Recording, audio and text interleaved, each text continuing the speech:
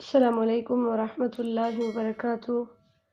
اللہ کے فضل اور اس کی توفیق سے آج انشاءاللہ ہم 28واں پارہ پڑھیں گے۔ اعوذ باللہ من الشیطان الرجیم۔ سورۃ المجادلۃ مدنیہ۔ بسم اللہ الرحمن الرحیم۔ قد سمع اللہ قول التی تجادلك في زوجها وتشتكي إلى الله والله يسمع تحاوركما إن الله سميع بصير۔ 28ویں پارے کی ابتدا ہوتی ہے سورۃ المجادلہ سے، جس کا مطلب ہوتا ہے آپس میں جھگڑا کرنا۔ یہاں پر ایک عورت کے ایک جھگڑے کا تذکرہ ہے، اس لیے اس سورت کا نام سورۃ المجادلہ ہے۔ اور یہ سورت نازل ہوئی تھی حضرت خولہ بنت ثعلبہ رضی اللہ تعالیٰ عنہ کے بارے میں۔ ان کے خاوند اوس بن صامت انصاری رضی اللہ تعالیٰ عنہ تھے، جو بوڑھے تھے اور خولہ کے ان سے بچے بھی تھے۔ انہوں نے کسی بات پر ناراض ہو کر ان سے زہار کر لیا۔ زہار کرنا یہ ہوتا ہے کہ اپنی بیوی کو اپنی ماں یا بہن کی طرح قرار دینا، یعنی انہوں نے کہا انت علی کظہر امی، کہ تو مجھ پر میری ماں کی پیٹھ کی طرح ہے۔ تو زمانہ جاہلیت میں جو شخص بیوی سے زہار کرتا تھا وہ اسے ماں کی طرح ہی ہمیشہ کے لیے حرام سمجھ لیتا تھا۔ تو حضرت خولہ رضی اللہ تعالیٰ عنہ کے سامنے تو دنیا اندھیری ہو گئی کہ میں اس عمر میں کہاں جاؤں گی اور بچوں کا کیا کروں گی۔ تو اس وجہ سے وہ شکایت لے کر نبی اکرم صلی اللہ علیہ وسلم کے پاس آئیں۔ جیسے حدیث میں آتا ہے کہ خولہ بنت ثعلبہ رضی اللہ تعالیٰ عنہ نے کہا کہ میرے خاوند اوس بن صامت نے مجھ سے زہار کر لیا، تو میں رسول اللہ صلی اللہ علیہ وسلم کے پاس آئی۔ میں آپ صلی اللہ علیہ وسلم کے پاس شکایت کرتی تھی اور رسول اللہ صلی اللہ علیہ وسلم اس کے بارے میں مجھ سے جھگڑتے تھے اور فرماتے تھے کہ اس کے بارے میں اللہ سے ڈر، کیونکہ وہ تمہارا چچا زاد ہے، مگر میں نہیں ٹلی، حتیٰ کہ قد سمع اللہ قول التی تجادلک فی زوجہا سے لے کر کفارہ کے فرض کے بیان تک قرآن نازل ہوا۔ تو رسول اللہ صلی اللہ علیہ وسلم نے فرمایا کہ وہ ایک گردن آزاد کرے۔ اس نے کہا وہ تو اس کے پاس ہے نہیں۔ آپ صلی اللہ علیہ وسلم نے فرمایا پھر وہ 2 ماہ مسلسل روزے رکھے۔ اس نے کہا اللہ کے رسول وہ بڑا بوڑھا ہے، روزے نہیں رکھ سکتا۔ فرمایا پھر 60 مسکینوں کو کھانا کھلائے۔ اس نے کہا اس کے پاس کوئی چیز نہیں جس کا وہ صدقہ کرے۔ کہتی ہیں کہ اس وقت کھجوروں کا ایک ٹوکرا لایا گیا، میں نے کہا یا رسول اللہ میں ایک اور ٹوکرے کے ساتھ اس کی مدد کر دیتی ہوں۔ تو آپ نے فرمایا تم نے بہت اچھا کیا، جاؤ اس کی طرف سے 60 مسکینوں کو کھانا کھلاؤ اور اپنے چچا زاد کے پاس واپس چلی جاؤ۔ سنن نبی داؤد کی حدیث نمبر 2214 ہے، ٹھیک ہے۔ تو اس حدیث میں ہم نے زہار کی تعریف بھی پڑھ لی اور زہار کا کفارہ بھی پڑھ لیا۔ اور یاد رکھیے جو زہار ہوتا ہے یہ طلاق نہیں ہوتی، ٹھیک ہے۔ اس صورت کا جو پہلا رکوع ہے وہ ہے آیت نمبر 1 سے آیت نمبر 6 تک۔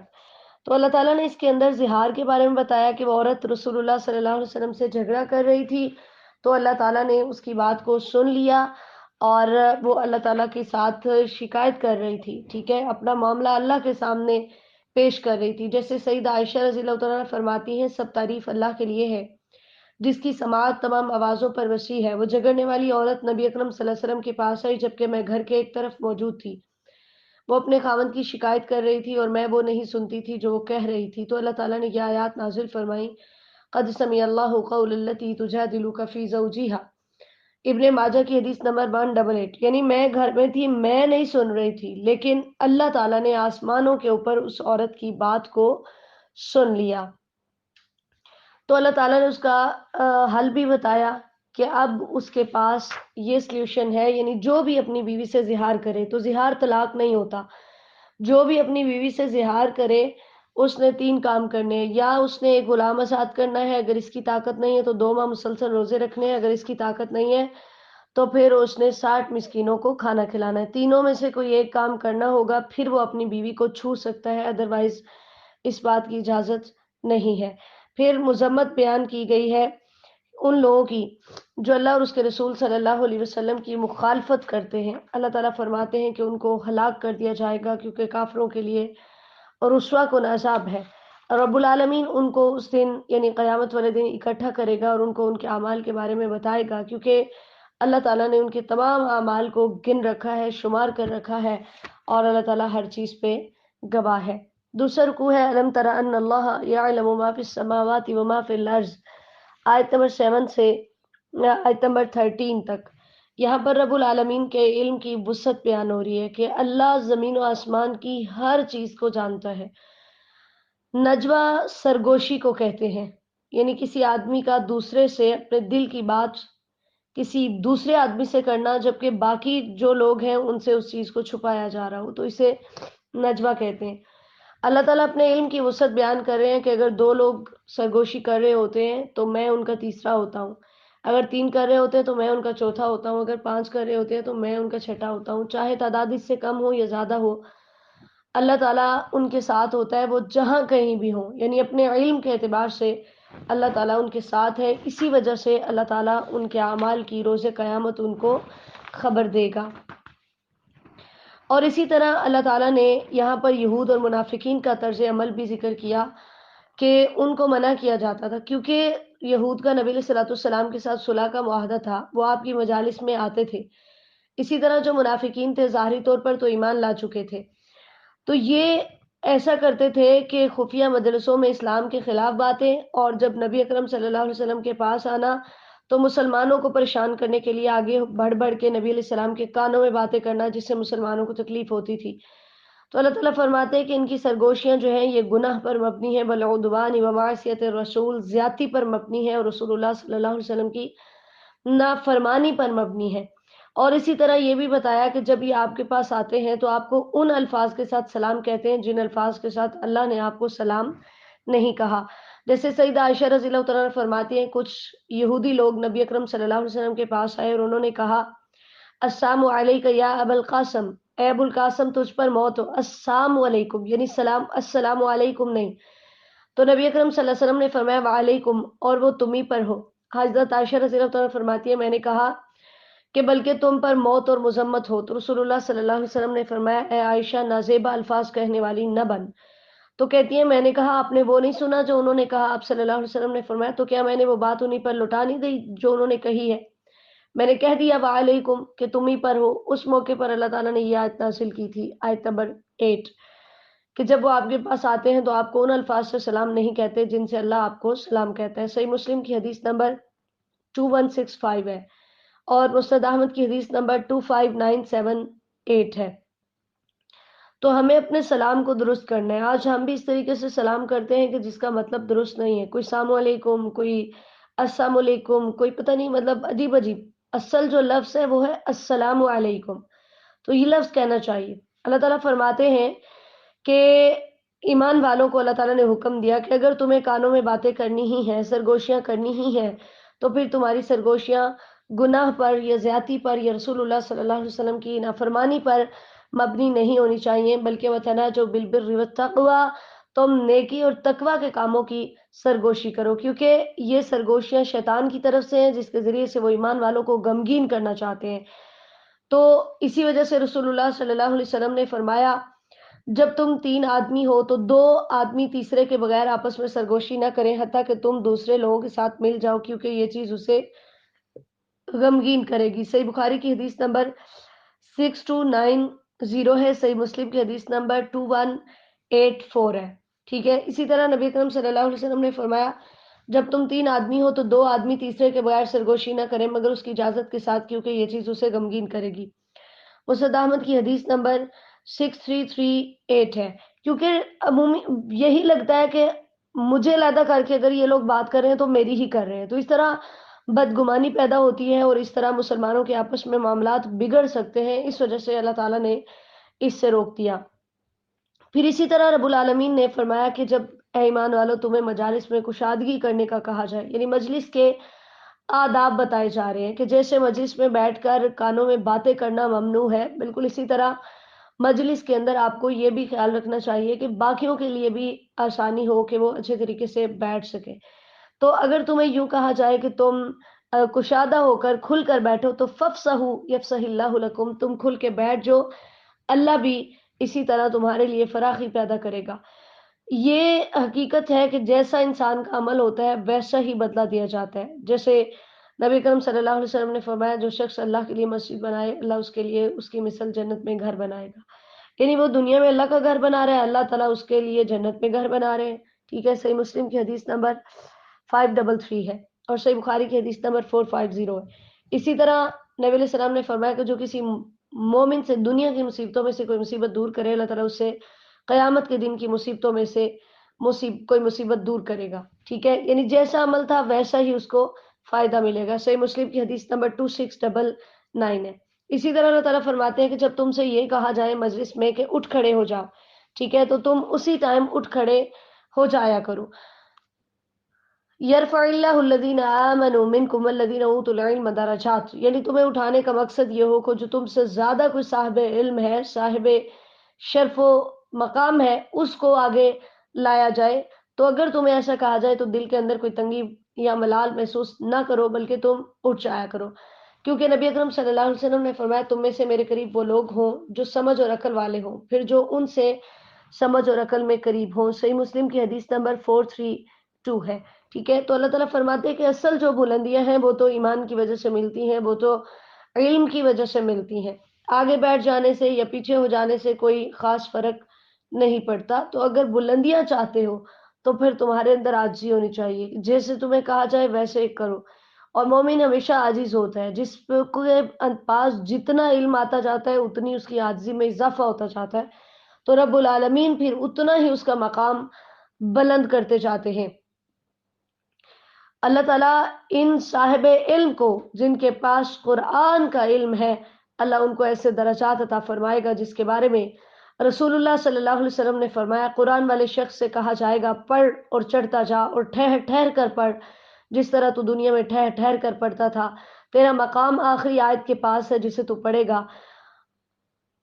سنن نبی داود کی حدیث نمبر 1463 ہے. ٹھیک ہے، تو اگر انسان بلندیاں چاہتا ہے تو پھر اسے اللہ کی کتاب کو تھامنا ہے. رسول اللہ صلی اللہ علیہ وسلم نے فرمایا ان اللہ یرفع بہذا الکتاب اقواما ویضع بہ آخرین، کہ اللہ اسی کتاب کی وجہ سے قوموں کو بلندیاں عطا کرتا ہے اور اسی کی وجہ سے دوسروں کو پست کر دیتا ہے، رسوا کر دیتا ہے.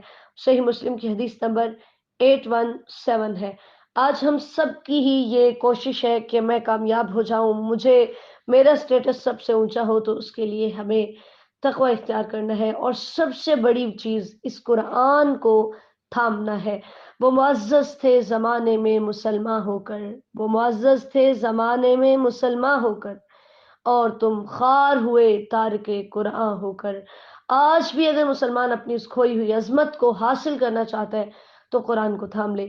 یا ایھا الذین آمنوا اذا ناجیتم الرسول، پھر اللہ تعالیٰ نے آیت نمبر 12 میں بتایا ہے کہ ہر مومن کا یہ دل کرتا تھا کہ وہ نبی علیہ السلام کے قریب ہو اور کان میں بات کرے، جس سے نبی علیہ السلام کو بڑی مشقت ہوتی تھی. اور اسی طرح منافق جو تھے وہ تو صرف مسلمانوں کو پریشان کرنے کے لیے، جیلس کروانے کے لیے آگے آگے ہو کے نبی علیہ السلام کے کانوں میں باتیں کرنا چاہتے تھے. اللہ تعالیٰ نے ایک بڑا مزے کا حکم نازل کیا. اللہ تعالیٰ نے فرمایا جس نے میرے نبی کے کان میں بات کرنی ہے نا، اس نے پہلے صدقہ دینا ہے. تو منافق تو کبھی بھی اپنا مال خرچ نہیں کرنا چاہتا، تو اس طرح وہ صدقے کی وجہ سے پیچھے ہٹ گئے. تو یوں نبی علیہ السلام کے لیے بھی آسانی پیدا ہوئی اور مسلمان جو تھے ان کو بھی پریشانی سے نجات ملی. اور اسی طرح جو غریب مسلمان تھے، ظاہر ہے ان کے پاس تو اتنا نہیں تھا کہ وہ آپ سے بات کرنے سے پہلے صدقہ کرتے. تو اس طرح بہت حد تک لوگوں نے کنٹرول کر لیا، جس سے رسول اللہ صلی اللہ علیہ وسلم کے لیے آسانی ہوئی. تو اللہ تعالیٰ نے فرمایا کہ جب تم ایسا نہ کرو تو اللہ تعالیٰ نے تم پہ مہربانی کی اور اس حکم کو ختم کر دیا ہے. اب تم سے یہ ڈیمانڈ ہے کہ تم نماز قائم کرو، زکوٰۃ ادا کرو، واطیعوا اللہ و رسولہ، اللہ اور اس کے رسول صلی اللہ علیہ وسلم کی اطاعت کرو، کیونکہ اللہ تمہارے تمام اعمال کو پوری طرح ان کی خبر رکھنے والا ہے. تیسر کو ہے الم تر الی الذین تولوا قوما غضب اللہ علیہم، آیت نمبر 14 سے آیت نمبر 22 تک. اللہ تعالیٰ نے یہاں پر منافقین کے بارے میں بات کی ہے اور ان کی حالت پہ تعجب کا اظہار کیا ہے اور ان کی کچھ جو ہے وہ خامیاں بتائی ہیں. پہلی تو یہ ہے کہ وہ ایمان کے دعوے کے باوجود دوستیاں ایسے لوگوں سے کرتے ہیں جو ایمان والوں کے بدترین دشمن ہیں، جو پر اللہ کا غضب ہوا ہے. ٹھیک ہے، تو یہاں سے پتہ چلا کہ کفار کے ساتھ دوستیاں ایمان والوں کے لیے جائز نہیں ہے. اسی طرح منافقوں کی دوسری اللہ تعالیٰ نے خامی بتائی ہے کہ بظاہر مسلمان ہونے کے باوجود وہ تم میں سے نہیں ہے. ٹھیک ہے، اگر یہ حقیقی مومن ہوتے تو کفار سے کبھی بھی دوستی نہ کرتے.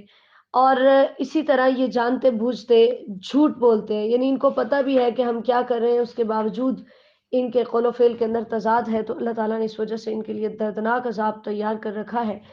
اللہ تعالیٰ فرماتے ہیں انہوں نے اپنی قسموں کو ڈھال بنایا ہوا ہے، جان بچانے کے لیے فوراً سے قسم کھا لیتے ہیں، اور اس سے ان کا مقصد اللہ کے راستے سے روکنا ہے، لہٰذا یہ رسوا کن عذاب سے دوچار ہوں گے۔ وہاں ان کی مال اولادیں اور ان کے مال کچھ کام نہیں آئیں گے، اللہ رب العالمین روز قیامت ان کو اٹھائیں گے، اور وہاں یہ قسمیں کھا کھا کر اللہ تعالیٰ کے سامنے اللہ کو یقین دلانے کی کوشش کریں گے، جس طرح دنیا میں یہ ایمان والوں کے لیے قسمیں کھاتے تھے۔ اللہ تعالیٰ نے فرمایا کہ یہ جھوٹے ہیں، ان پہ شیطان غالب آ چکا ہے، اور یہ شیطان کے گروہ میں سے ہیں۔ شیطان نے ان پر اتنا غلبہ پایا کہ جس کی وجہ سے یہ اللہ کے ذکر کو بھول گئے، تو پتہ چلا کہ کچھ اعمال کے نتیجے میں شیطان کا انسان پر غلبہ ہو جاتا ہے، ٹھیک ہے۔ ان اعمال میں سے ایک عمل باجماعت نماز کو چھوڑنا ہے۔ نبی اکرم صلی اللہ علیہ وسلم نے فرمایا کوئی بھی بستی یا بادیاں نہیں جس میں 3 آدمی ہو اور ان میں نماز باجماعت نہ ہوتی ہو مگر اس پر شیطان غالب آ چکا ہے، اس لیے تم جماعت کو لازم پکڑو، کیونکہ بھیڑیا صرف اسی بکری کو کھاتا ہے جو ریوڑ سے دور جانے والی ہو۔ سنن نبی داؤد کی حدیث نمبر 547 ہے۔ اللہ تعالیٰ فرماتے ہیں یہ شیطان کا گروہ ہے، اور یاد رکھو ان حزب الشیطان هم الخاسرون، شیطان کا گروہ نقصان اٹھانے والا ہے، کیونکہ ان کی اللہ اور اس کے رسول سے مخالفت ہوتی ہے۔ اللہ تعالیٰ فرماتے ہیں تم کچھ بھی کر لو، یہ بات طے شدہ ہے کہ میں اور میرے رسول غالب آئیں گے، یعنی غلبہ آخر انہی کے لیے ہے جو مومن ہے۔ پھر اللہ تعالیٰ نے مومنوں کی خوبی بیان کی ہے کہ ایمان اور کافر کی دوستی ایک دل میں جمع نہیں ہو سکتی۔ جو مومن ہے وہ کافر سے دوستی نہیں کرتا، وہ اس شخص سے دوستی نہیں کرتا جو اللہ اور اس کے رسول کا مخالف ہے، چاہے وہ اس کا سگا باپ ہو، اس کا بیٹا ہو، اس کے بھائی ہو، اس کا خاندان ہو، وہ ان کے ساتھ کوئی محبت نہیں کرتے۔ اللہ تعالیٰ پھر اس عمل کی وجہ سے انہیں جنتوں میں داخل کرے گا، رضی اللہ عنہم ورضوا عنہ، اللہ نے انہیں اپنی رضا کے سرٹیفکیٹ دیے اور فرمایا اولئک حزب اللہ، یہ اللہ کا گروہ ہے، الا ان حزب اللہ هم المفلحون، یہ سن لیں کہ اللہ کا گروہ کامیاب ہو جائے گا۔ اللہ تعالیٰ ہمیں بھی ان میں شامل فرمائے۔ سورۃ الحشر مدنیہ، بسم اللہ الرحمن الرحیم، سبح للہ ما فی السماوات وما فی الارض وهو العزیز الحکیم۔ پہلا رکوع ہے آیت نمبر 1 سے آیت نمبر 10 تک۔ سورہ حشر کے بارے میں حدیث میں آتا ہے کہ یہ بنو نذیر جو یہودیوں کا قبیلہ تھا اس کے بارے میں نازل ہوئی تھی، صحیح بخاری کی حدیث نمبر 4882 ہے۔ اللہ تعالیٰ نے اس سورت کی ابتدا کی ہے سب باہا کے ساتھ، ٹھیک ہے، کہ کائنات کی ہر چیز اللہ تعالیٰ کی پاکی بیان کرتی ہے، اللہ تعالیٰ کو ہر اس چیز سے پاک قرار دیتی ہے جو اس کی شان کے لائق نہیں ہے۔ اور بنو نذیر کے واقعے سے پہلے اللہ تعالیٰ ان الفاظ کو لے کر آئے جس کا مقصد یہ ہے کہ اس جیسے طاقتور قبیلے کے ساتھ جو معاملہ پیش آیا وہ مسلمانوں کی طاقت کا نہیں بلکہ اللہ کی قدرت کا کرشمہ تھا، جو ہر عیب سے پاک ہے، ہر نقص سے وہ پاک ہے کہ اس کے اندر کسی طرح کی بھی کوئی کمی نہیں ہے، اور وہ سب پہ غالب ہے، کچھ بھی کر سکتا ہے، اور اس کے غلبے کی ایک جھلک بنو نذیر میں اللہ تعالیٰ نے دکھائی ہے۔ رسول اللہ صلی اللہ علیہ وسلم جب مدینہ تشریف لائے تھے تو آپ نے ان سے صلح کر لی اور معاہدہ کیا تھا کہ نہ آپ ان سے لڑیں گے اور نہ وہ آپ سے لڑیں گے، لیکن انہوں نے مسلسل عہد شکنی کی، بار بار وعدے کو توڑتے رہے، تو رسول اللہ صلی اللہ علیہ وسلم نے ان کو جلا وطن کر دیا، یعنی مدینہ سے نکال دیا، اور انہیں ان کے ان مضبوط اور محفوظ قلعوں سے باہر نکال دیا جن کے حاصل ہونے کا مسلمانوں کو کبھی تما تک پیدا نہ ہوا تھا، یعنی کبھی دل میں یہ خیال بھی نہیں آیا تھا، اور جن کے متعلق یہودی یہ سمجھتے تھے کہ وہ انہیں اللہ کے عذاب سے بچا لینے والے ہیں، مگر وہ ان کے کسی کام نہ آئے، اور اللہ کی طرف سے ان پر ایسی گرفت ہوئی جو ان کے وہم و گمان میں بھی نہیں تھی۔ ہوا یوں تھا کہ نبی اکرم صلی اللہ علیہ وسلم مدینہ میں تھے، ابھی بدر کی لڑائی نہیں ہوئی تھی، تو قریش نے عبداللہ بن ابی منافی کی طرف اور اوس اور خزرج میں سے اس کے بت پرستوں کی طرف خط لکھا کہ تم نے ہمارے ساتھی کو جگہ دی ہے، ہم اللہ کی قسم کھا کر کہتے ہیں تم ہر حال میں اس سے لڑو گے، اسے نکال دو گے، ہم سب اکٹھے ہو کر تم پر حملہ آور ہوں گے، تمہارے لڑنے والوں کو قتل کریں گے، تمہاری عورتیں لوٹ کر لے جائیں گے۔ جب یہ خط عبداللہ بن ابی، یہ منافقوں کا سردار تھا، اس کے پاس پہنچا تو وہ نبی علیہ السلام سے جنگ کرنے کے لیے جمع ہو گئے۔ رسول اللہ صلی اللہ علیہ وسلم کو اطلاع ملی، آپ ان سے ملے اور آپ نے فرمایا قریش کی دھمکی تم پر بہت گہرا اثر کر گئی ہے، وہ تمہارے نقصان کے اس سے زیادہ کوئی تدبیر نہیں کر سکتے تھے جتنی تم خود اپنے خلاف کر رہے ہو، تم اپنے ہی بیٹوں اور بھائیوں سے جنگ کرنا چاہتے ہو۔ جب انہوں نے نبی علیہ السلام کی بات سنی تو وہ منتشر ہو گئے۔ قریش کو جب یہ خبر ملی تو انہوں نے پھر دوبارہ سے بدر کے واقعے کے بعد یہودیوں کو خط لکھا کہ تم اسلحے اور کلوں والے لوگ ہو، تمہیں ہر حال میں ہمارے ساتھی سے لڑنا ہوگا، یا ہم یہ کر دیں گے وہ کر دیں گے، یعنی دھمکیاں دی۔ اور ہمارے درمیان اور تمہاری عورتوں کی پازیبوں کے درمیان کوئی چیز رکاوٹ نہیں بن سکے گی۔ بنو نذیر کو جب یہ خط ملا تو انہوں نے وعدہ توڑنے پر اتفاق کر لیا اور نبی علیہ السلام کو پیغام بھیجا کہ آپ اپنے ساتھیوں میں سے 30 آدمیوں کے ساتھ ہماری طرف آئیں۔ ہم میں سے بھی 30 علماء آپ کی طرف آئیں گے اور ہم ایک درمیانی جگہ میں ملیں گے، وہ آپ کی بات سنیں گے، اگر انہوں نے آپ کی تصدیق کر دی اور آپ پر ایمان لے آئے تو ہم بھی آپ پر ایمان لے آئیں گے، ٹھیک ہے۔ جب اگلا دن ہوا تو نبی علیہ السلام لشکروں کو لے کر ان کا محاصرہ آپ نے کر لیا، ان کو گھیر لیا اور انہوں نے فرمایا اللہ کی قسم تو میرے ہاں تمہارے لیے امن نہیں ہوگا جب تک تم نئے سرے سے میرے ساتھ کوئی عہد نہیں کرو گے، اور انہوں نے آپ کے ساتھ کسی طرح کا بھی عہد و پیمان کرنے سے انکار کر دیا۔ تو آپ صلی اللہ علیہ وسلم نے اس دن ان سے جنگ جاری رکھی، پھر اگلے دن لشکروں کو لے کر بنو قریظہ کی طرف گئے اور بنو نذیر کو چھوڑ دیا اور انہیں بھی معاہدہ کرنے کی دعوت دی تو انہوں نے آپ سے معاہدہ کر لیا۔ آپ انہیں چھوڑ کر واپس آ گئے اور لشکر لے کر بنو نذیر کے پاس پہنچ گئے اور ان سے جنگ جاری رکھی حتیٰ کہ وہ جلا وطنی کی شرط پر کلوں سے اتر آئے۔ چنانچہ بنو نذیر کو جلا وطن کر دیا گیا اور وہ اپنے ساز و سامان، گھروں کے دروازوں اور ان کی لکڑیوں میں سے جو اونٹوں پر لاد کر لے جا سکتے تھے لے گئے۔ بنو نذیر کے کھجوروں کے درخت صرف نبی اکرم صلی اللہ علیہ وسلم کے لیے خاص تھے، وہ اللہ تعالیٰ نے صرف آپ کو عطا فرمائے تھے اور آپ کے ساتھ ہی خاص کیے تھے، اور پھر وہ بغیر لڑائی کے یہ ساری چیزیں ان کو حاصل ہوئیں۔ تو نبی علیہ السلام اس کا زیادہ تر حصہ مہاجرین کو دے دیتے تھے اور ان کے درمیان اس کو تقسیم کرتے تھے، اور 2 انصاریوں کو بھی آپ نے اس میں سے کچھ حصہ دیا تھا جو بہت زیادہ ضرورت مند تھے، اس کے علاوہ کسی انصاری کو اس میں سے کچھ بھی نہیں دیا تھا، اور اس میں سے نبی علیہ السلام کا صدقہ باقی رہ گیا تھا جو بنو فاطمہ کے پاس رہا۔ سنن نبی داود کی حدیث نمبر 3004 ہے، ٹھیک ہے۔ تو اس وجہ سے یہاں پر جو ہے نا وہ بنو نذیر کا تذکرہ کیا گیا ہے۔ اللہ تعالیٰ فرماتے ہیں کہ جو ان کے کھجور کے درخت تھے اس کے اوپر تم نے جو ہے وہ کوئی گھوڑے نہیں دوڑائے تھے، اللہ تعالیٰ نے بغیر مشقت کے یہ ساری چیزوں تمہیں عطا کی۔ تو یہاں پر مال فے کا تذکرہ ہے۔ مال فعل وہ مال ہوتا ہے جو کفار کا بغیر لڑائی کے مسلمانوں کے ہاتھ آتا ہے، اور اسی طرح جو مال غنیمت ہوتا ہے وہ مال ہوتا ہے جو لڑائی کے بعد کافروں کا مال مسلمانوں کے ہاتھ آتا ہے۔ تو اللہ تعالیٰ نے یہاں پر اس کے مصارف بھی بتائے ہیں، جیسے ہم نے 10ویں پارے میں بھی پڑھا تھا، ٹھیک ہے، زکوٰۃ کے مصارفین کے بارے میں۔ تو اللہ تعالیٰ نے فرمایا کہ جو مال فے میں نے اپنے رسول کو دیا وہ اللہ کے لیے، اس کے رسول کے لیے، قرابت داروں کے لیے، یتیموں کے لیے، مسکینوں کے لیے، مسافروں کے لیے، تاکہ ایسا نہ ہو کہ دولت چند ہاتھوں میں گردش کرتی رہے، بلکہ یعنی مالداروں کے پاس ہی رہے، کیونکہ زکوٰۃ کا بنیادی مقصد ہی یہ ہوتا ہے کہ اس کو غنیوں سے، مالداروں سے لیا جاتا ہے اور فقراء کے اوپر اس کو لوٹا دیا جاتا ہے، اور اللہ تعالیٰ اپنا احسان بھی یاد دلا رہے ہیں کہ میں نے یہ سب چیزیں تمہیں عطا کی۔ آیت نمبر 7 کا ایک حصہ بہت اہم ہے، وما آتاکم الرسول فخذوہ وما نہاکم عنہ فانتہوا۔ اللہ کے رسول صلی اللہ علیہ وسلم جو چیز تمہیں دیں وہ تم لے لو، اور جس چیز سے اللہ کے رسول صلی اللہ علیہ وسلم تمہیں روکے اس سے تم رک جاؤ۔ اسی آیت کی بنیاد پر حضرت عبداللہ بن مسعود رضی اللہ تعالیٰ عنہ کہا کرتے تھے کہ رسول اللہ صلی اللہ علیہ وسلم نے فرمایا اللہ نے ان عورتوں پر لعنت کی ہے جو جلد میں سوئی کے ساتھ نیل بھر کر نقش و نگار بنانے والی ہیں اور جو بنوانے والی ہیں، جو چہرے کے بال اکھاڑنے والی ہیں اور جو خوبصورتی کے لیے سامنے کے دانتوں میں فاصلہ کرنے والی ہیں، اللہ کی پیدا کردہ شکل کو بدلنے والی ہیں۔ تو ایک عورت نے اعتراض کیا تھا، اس نے کہا میں نے تو پورا قرآن پڑھا ہے، مجھے تو یہ بات کہیں نہیں ملی۔ تو عبداللہ بن مسعود رضی اللہ تعالیٰ نے اس سے کہا اگر تم اسے پڑھتی تو تمہیں ضرور مل جاتی، کیا تم نے یہ نہیں پڑھا وما آتاکم الرسول فخذوہ وما نہاکم عنہ فانتہوا، کہ اللہ کے رسول جو دیں وہ لے لو، جس سے روکے اس سے رک جاؤ۔ اس نے کہا کیوں نہیں، یہ تو پڑھا ہے۔ آپ نے فرمایا تو آپ صلی اللہ علیہ وسلم نے ہی ان کاموں سے منع کیا ہے۔ تو اس عورت نے کہا مجھے خیال ہے کہ آپ کے گھر والے بھی یہ کام کرتے ہیں۔ عبداللہ بن مسعود رضی اللہ تعالیٰ نے فرمایا جاؤ اور دیکھو۔ وہ گئی، اس نے دیکھا لیکن ان کی بیوی کے اندر ایسی کوئی چیز نہیں تھی۔ تو عبداللہ بن مسعود رضی اللہ تعالیٰ عنہ نے فرمایا اگر وہ میری بیوی ایسی ہوتی، یعنی پلکنگ کرتی اور یہ سارے کام، تھریڈنگ یہ والا کام کرتی، تو وہ ہمارے ساتھ نہ رہتی۔ صحیح بخاری کی حدیث نمبر 4886 ہے۔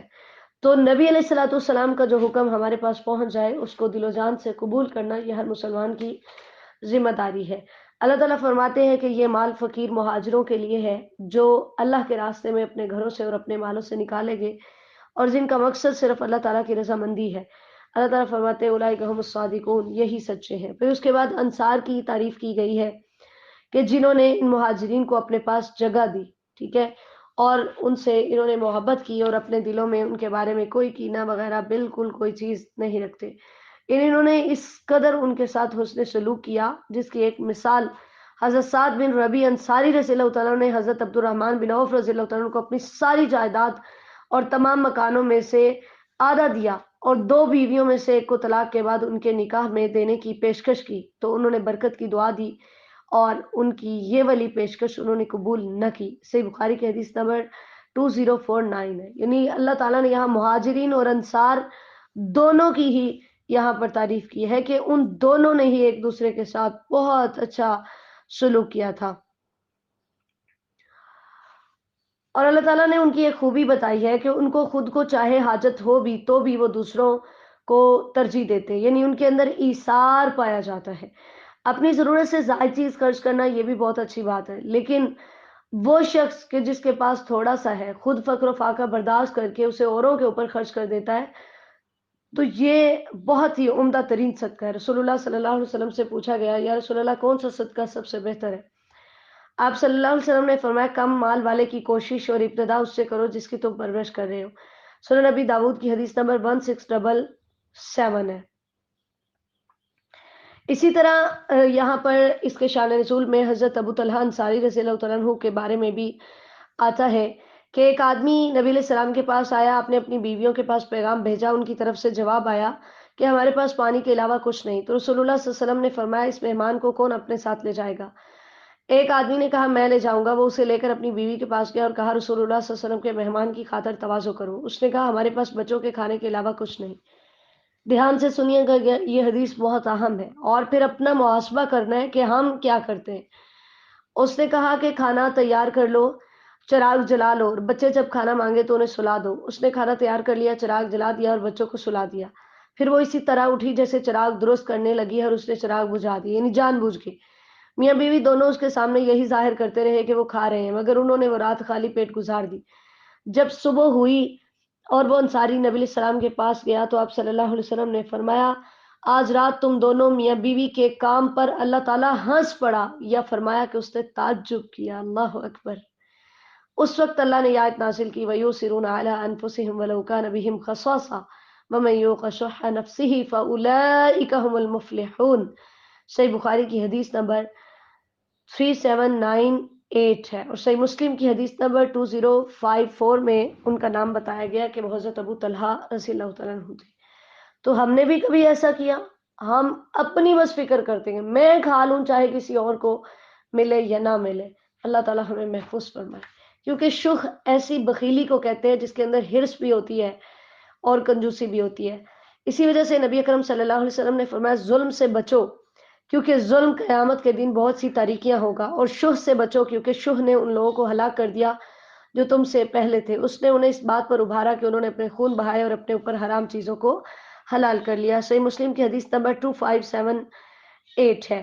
اللہ تعالیٰ نے پھر فرمایا ہے کہ یہ اپنے بعد والوں کے لیے دعائیں کرتے ہیں، کہتے ہیں یا اللہ ہمیں بھی بخش دے اور وہ ہمارے بھائی جو ہم سے پہلے ایمان لائے یا اللہ انہیں بھی بخش دے، اور ہمارے دل میں ان کے لیے کوئی کینہ نہ رکھنا، اور ربنا انک رؤوف الرحیم، اے ہمارے رب تو بہت ہی شفقت کرنے والا، رحم کرنے والا ہے۔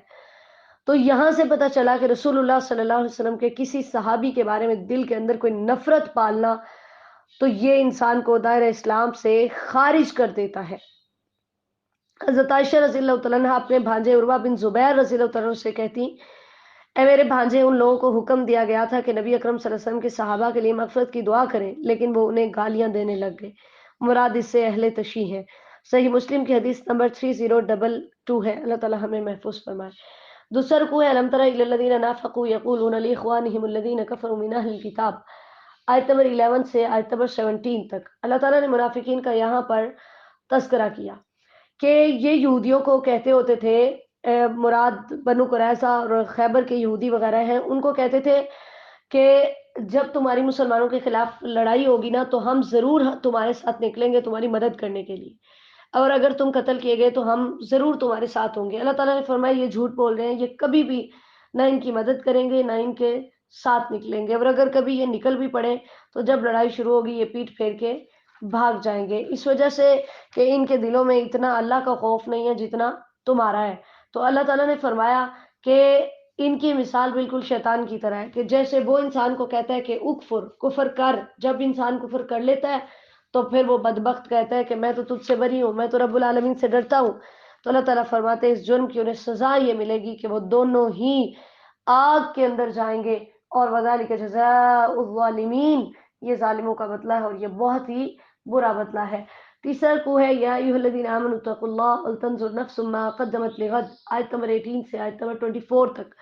اللہ تعالیٰ نے ایمان والوں کو حکم دیا کہ بنو نذیر کی طرف سے اللہ تعالیٰ نے مسلمانوں پر جو انعامات کیے، ٹھیک ہے، اور اللہ تعالیٰ نے یہاں پر مسلمانوں کو نصیحت کی ہے کہ اے ایمان والو، تمہیں مجھ سے ڈرنا چاہیے اور تمہیں یہ دیکھنا ہے کہ تم اپنی آنے والی کل کے لیے، غدن، کل، آنے والے کل کو کہتے ہیں، یعنی اس سے مراد آخرت ہے، کہ تمہیں یہ جاننا چاہیے کہ تم اپنی آخرت کے لیے کیا تیاری کر رہے ہو، تم آگے کیا بھیج رہے ہو۔ یاد رکھو ان لوگوں کی طرح نہ ہونا جنہوں نے اللہ کو بلایا تھا تو اس کا نتیجہ کیا ہوا کہ اللہ نے ان کو بلا دیا، ٹھیک ہے، یعنی جو اپنے رب کے ذکر سے غافل ہوا اللہ بھی پھر اس سے غافل ہو گیا، اور حقیقت ہے جو انسان نماز نہیں پڑھتا پھر اللہ تعالیٰ بھی اس سے اتنا غافل ہوتے ہیں کہ پھر اللہ اسے کبھی توفیق بھی نہیں دیتے۔ اللہ تعالیٰ ہمیں محفوظ فرمائے۔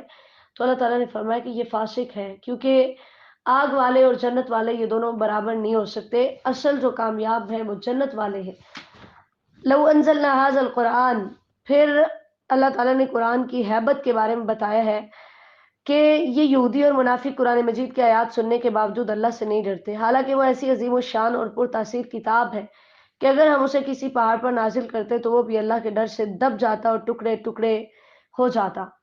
اللہ تعالیٰ نے پھر اپنی خوبیاں بیان کی ہیں۔ اللہ الذی هو اللہ الذی لا الہ الا ہو، اللہ تعالیٰ اپنا تعارف کروا رہے ہیں، اور اس میں سب سے پہلے رب العالمین نے اپنے ذاتی نام کا تذکرہ کیا ہے کہ وہ اللہ وہ ذات ہے جس کے علاوہ کوئی سچا معبود نہیں، جو غیب اور حاضر کو جاننے والا ہے، جو بے حد رحم کرنے والا، نہایت مہربان ہے۔ پھر اللہ تعالیٰ نے فرمایا هو اللہ الذی لا الہ الا ہو، جو بادشاہ ہے، یعنی وہ سب کا بادشاہ ہے، اور پھر اسی کے ساتھ ساتھ وہ بہت پاک بھی ہے، یعنی بادشاہ ہونے کے باوجود وہ دنیا کے حکمرانوں میں پائے جانے والے عیوب اور خامیوں سے بالکل پاک ہے۔ السلام، وہ سراسر سلامتیاں دینے والا ہے، خود بھی ہر آفت سے محفوظ ہے اور دوسروں کو بھی سلامتیاں دینے والا ہے۔ اسی لیے نبی علیہ السلام یہ دعا پڑھتے ہیں اللہم انت السلام و منک السلام، اے اللہ تو ہی سراسر سلامتی والا ہے اور تجھ سے ہی سلامتی ملتی ہے۔ المؤمن، وہ امن دینے والا ہے۔ المہیمن، وہ نگران ہے، نگہبان ہے۔ مہیمن کہتے ہیں کسی کو خوف سے امن دینے والی ذات کو، ہر وقت نگہبانی کرنے والی ذات کو، اور کسی کا کوئی حق ضائع نہ ہونے والی ذات کو۔ اللہ تعالیٰ فرماتے ہیں وہ سب پہ غالب ہے، الجبار، وہ اپنی مرضی منوانے والا ہے، وہ دوسروں کو اپنے کام کرنے پر مجبور کر سکتا ہے۔ اور المتکبر، کہ وہ بڑا ہے، اس کے علاوہ کوئی اور نہیں، سبحان اللہ عما یشرکون، وہ ان تمام چیزوں سے پاک ہے جن کو وہ شریک بناتے ہیں۔ وہ اللہ الخالق البارئ المصور، اللہ نے یہاں پر انسان کی پیدائش کے 3 مراحل کا تذکرہ کیا ہے۔ پہلا مرحلہ یہ ہوتا ہے کہ کوئی چیز بنانے سے پہلے اس کا پورا اندازہ لگانا اور اس کا خاکہ بنانا، اسے کہتے ہیں خلق، اسی وجہ سے اللہ تعالیٰ کو کہا خالق۔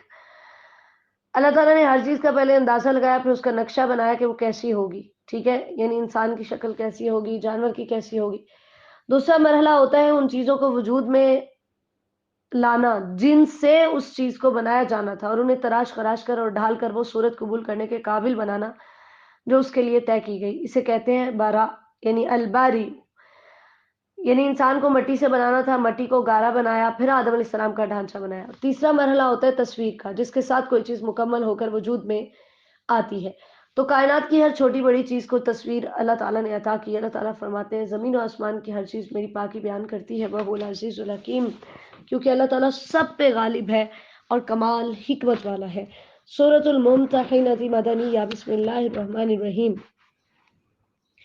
سورہ حشر میں منافقین کی اہل کتاب سے دوستیوں کے بارے میں اور ان کے برے انجام کے بارے میں بتایا گیا۔ اب یہاں پر مشرکین کے ساتھ دوستی کرنے سے منع کیا گیا، خصوصی طور پہ ان مہاجرین کو جن کے بیوی بچے یا رشتہ دار مکہ میں تھے۔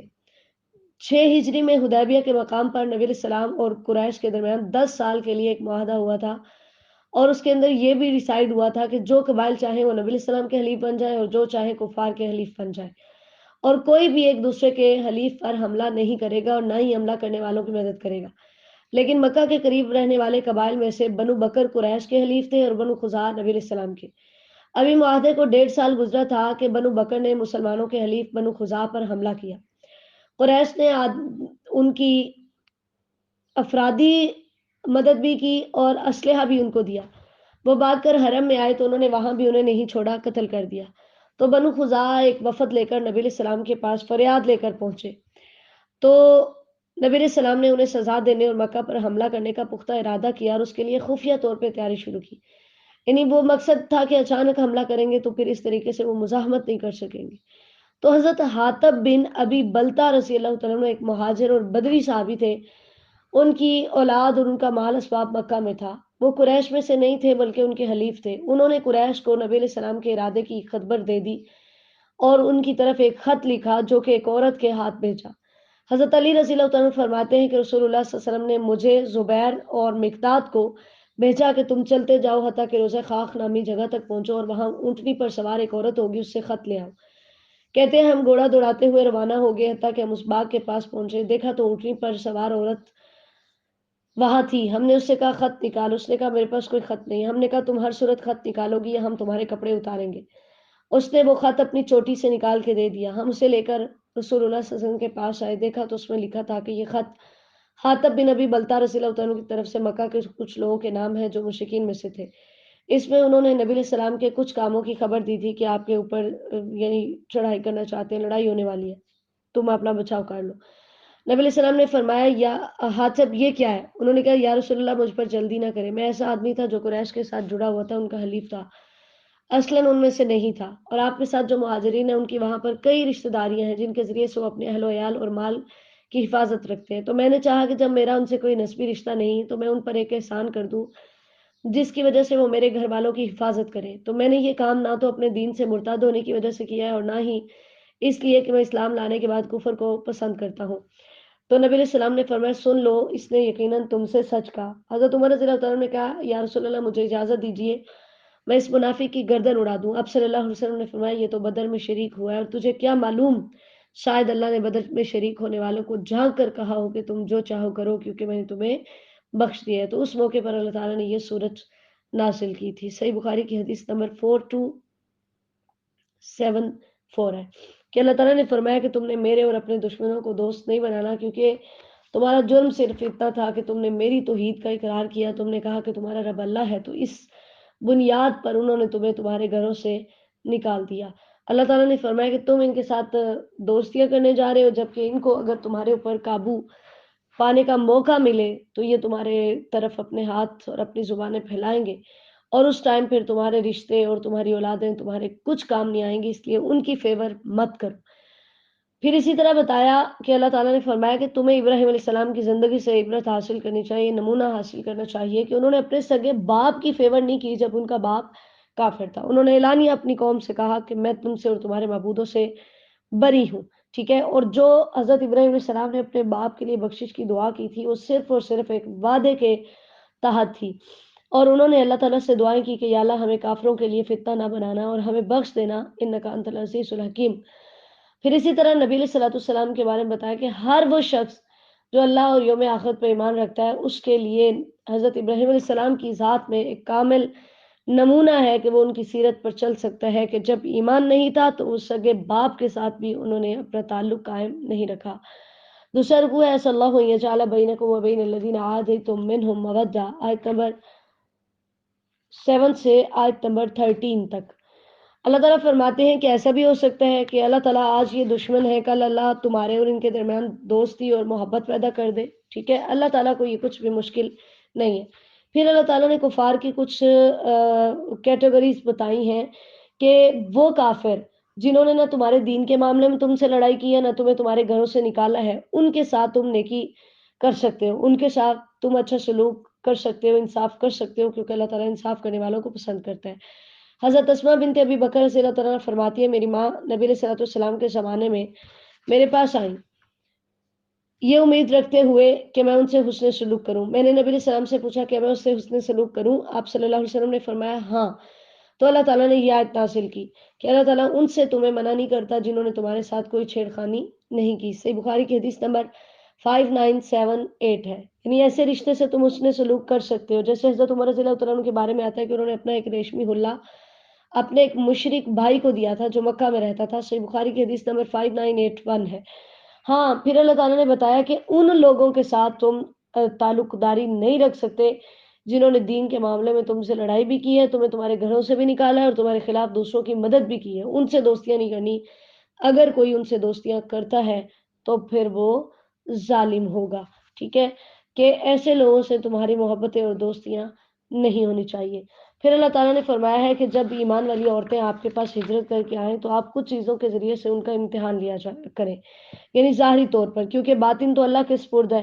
اور جب آپ کو یہ معلوم ہو جائے کہ یہ مومنہ عورتیں ہیں تو پھر فلا ترجعوہن الی الکفار، آپ ان کو کافروں کی طرف نہ لٹاؤ، کیونکہ یہ عورتیں ان کے لیے حلال نہیں ہیں اور وہ مرد ان عورتوں کے لیے حلال نہیں ہے۔ اسی وجہ سے نبی صلی اللہ علیہ وسلم نے اپنی بیٹی زینب رضی اللہ تعالیٰ عنہ کو جب تک ابو العاص نے اسلام قبول نہیں کیا تھا 6 سال تک اپنے پاس روکے رکھا، پھر 6 سال بعد اسی نکاح میں واپس بھیجا اور نیا نکاح نہیں ہوا۔ جامع ترمذی کی حدیث نمبر 1134 ہے۔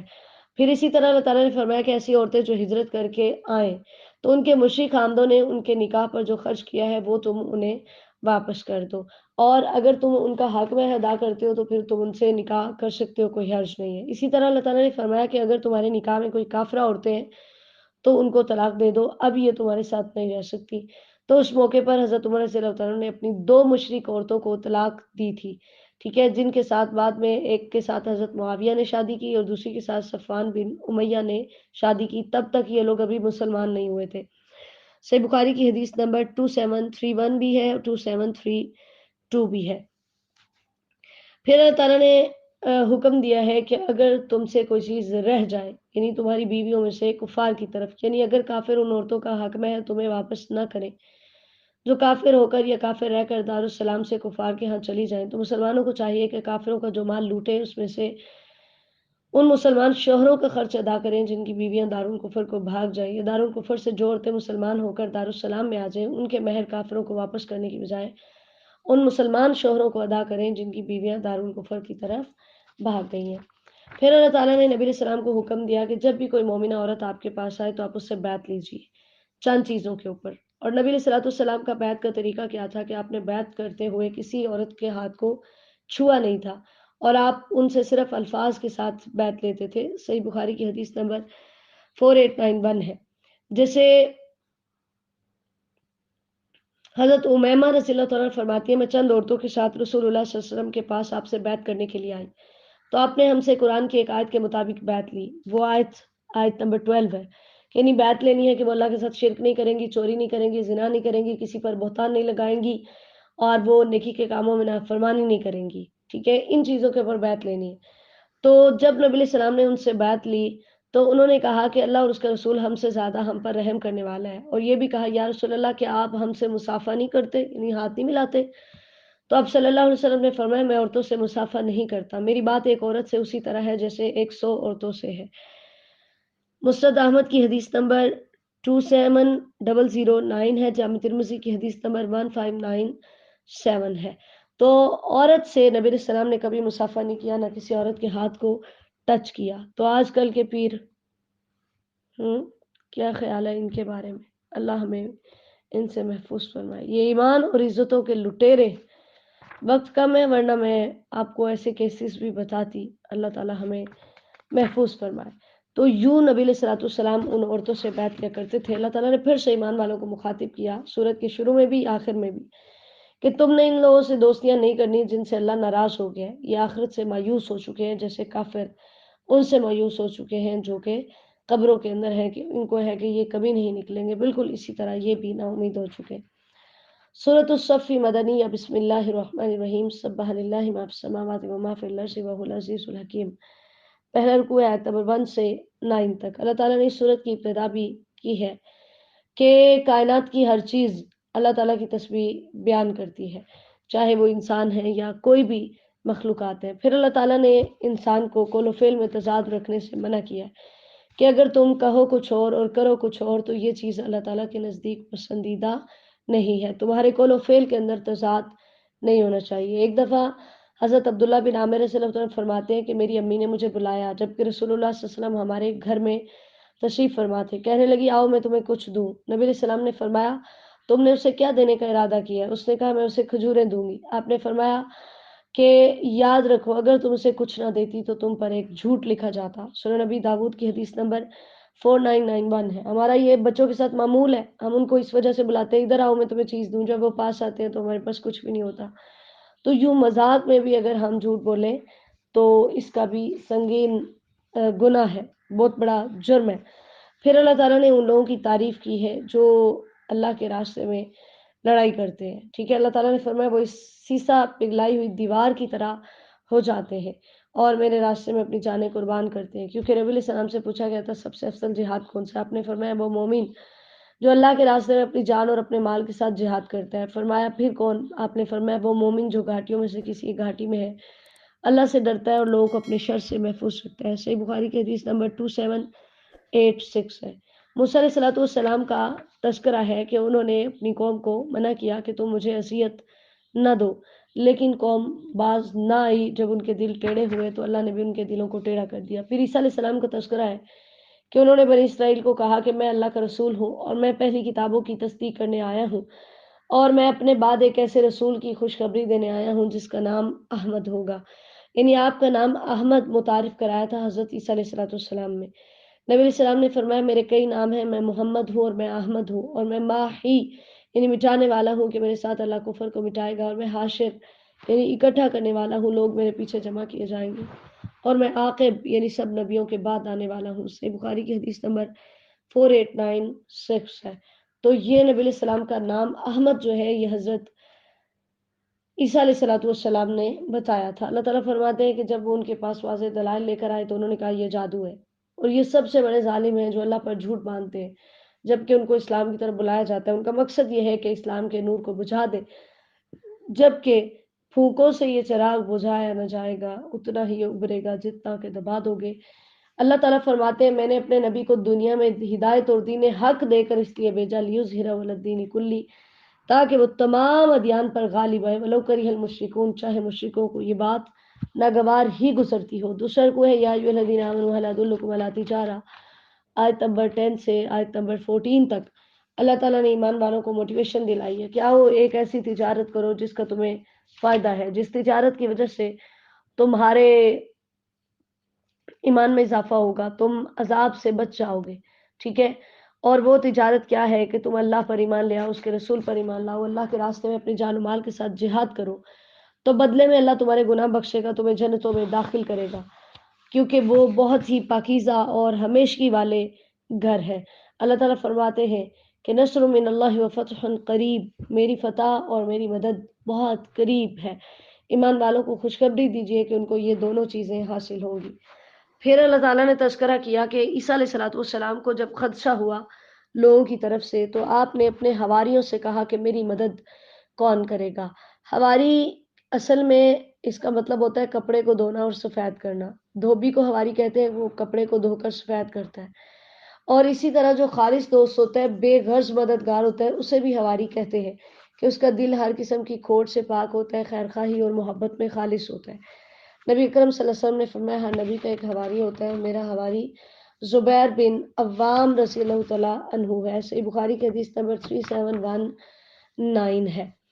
تو ان حواریوں نے کہا تھا کہ ہم اللہ تعالیٰ کے مددگار ہیں، ٹھیک ہے۔ تو پھر ان میں سے ایک جماعت ایمان لائی تھی اور دوسری نے انکار کیا تھا۔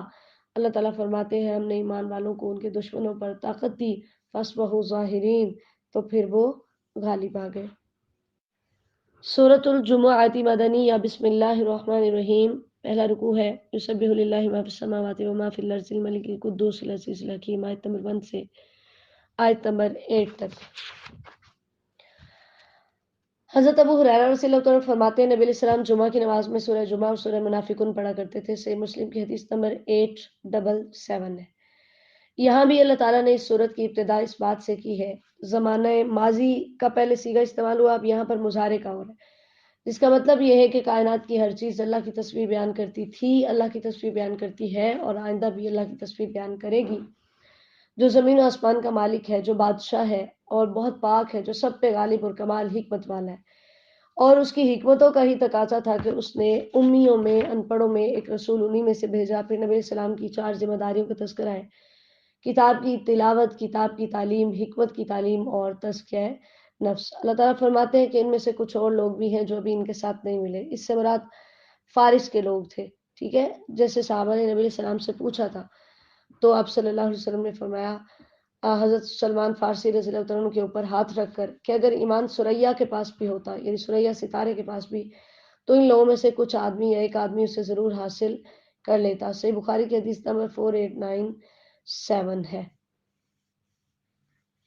پھر اللہ تعالیٰ نے فرمایا ہے کہ مثل الذین حملوا التوراۃ، کہ جو یہودی تھے جن کو اللہ تعالیٰ نے تورات دی تھی، ان کی مثال گدھے کی طرح تھی کہ جس کو یہ پتا ہے کہ میرے اوپر بوجھ لادا ہوا ہے، لیکن اس کو یہ نہیں پتا کہ وہ اس بوجھ کے اندر کتنی ویلیویبل چیز ہے۔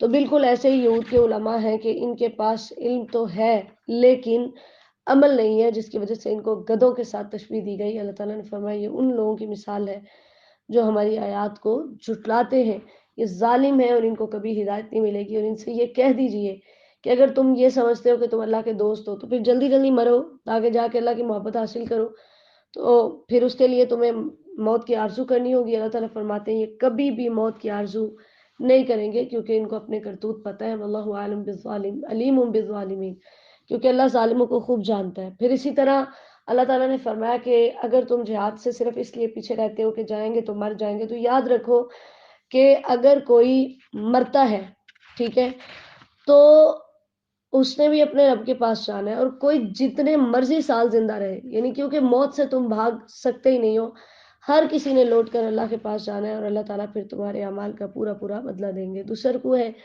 یا ایھا الذین آمنوا اذا نودی للصلاۃ من یوم الجمعہ، آیت نمبر 9 سے آیت نمبر 11 تک۔ یہاں پر جمعہ کے بارے میں اللہ تعالیٰ نے بتایا ہے کہ جب جمعہ کی اذان دے دی جائے تو پھر اللہ کے ذکر کی طرف دوڑو اور تجارت کو، خرید و فروخت کو چھوڑ دو۔ نبی اکرم صلی اللہ علیہ وسلم کے بارے میں حدیث میں آتا ہے کہ پہلا جمعہ جو آپ کی مسجد میں جمعے کے بعد ادا کیا گیا وہ عبد القیس قبیلے کی مسجد میں ہوا جو بحرین کے جواسہ مقام پر تھی۔ صحیح بخاری کی حدیث نمبر 892 ہے۔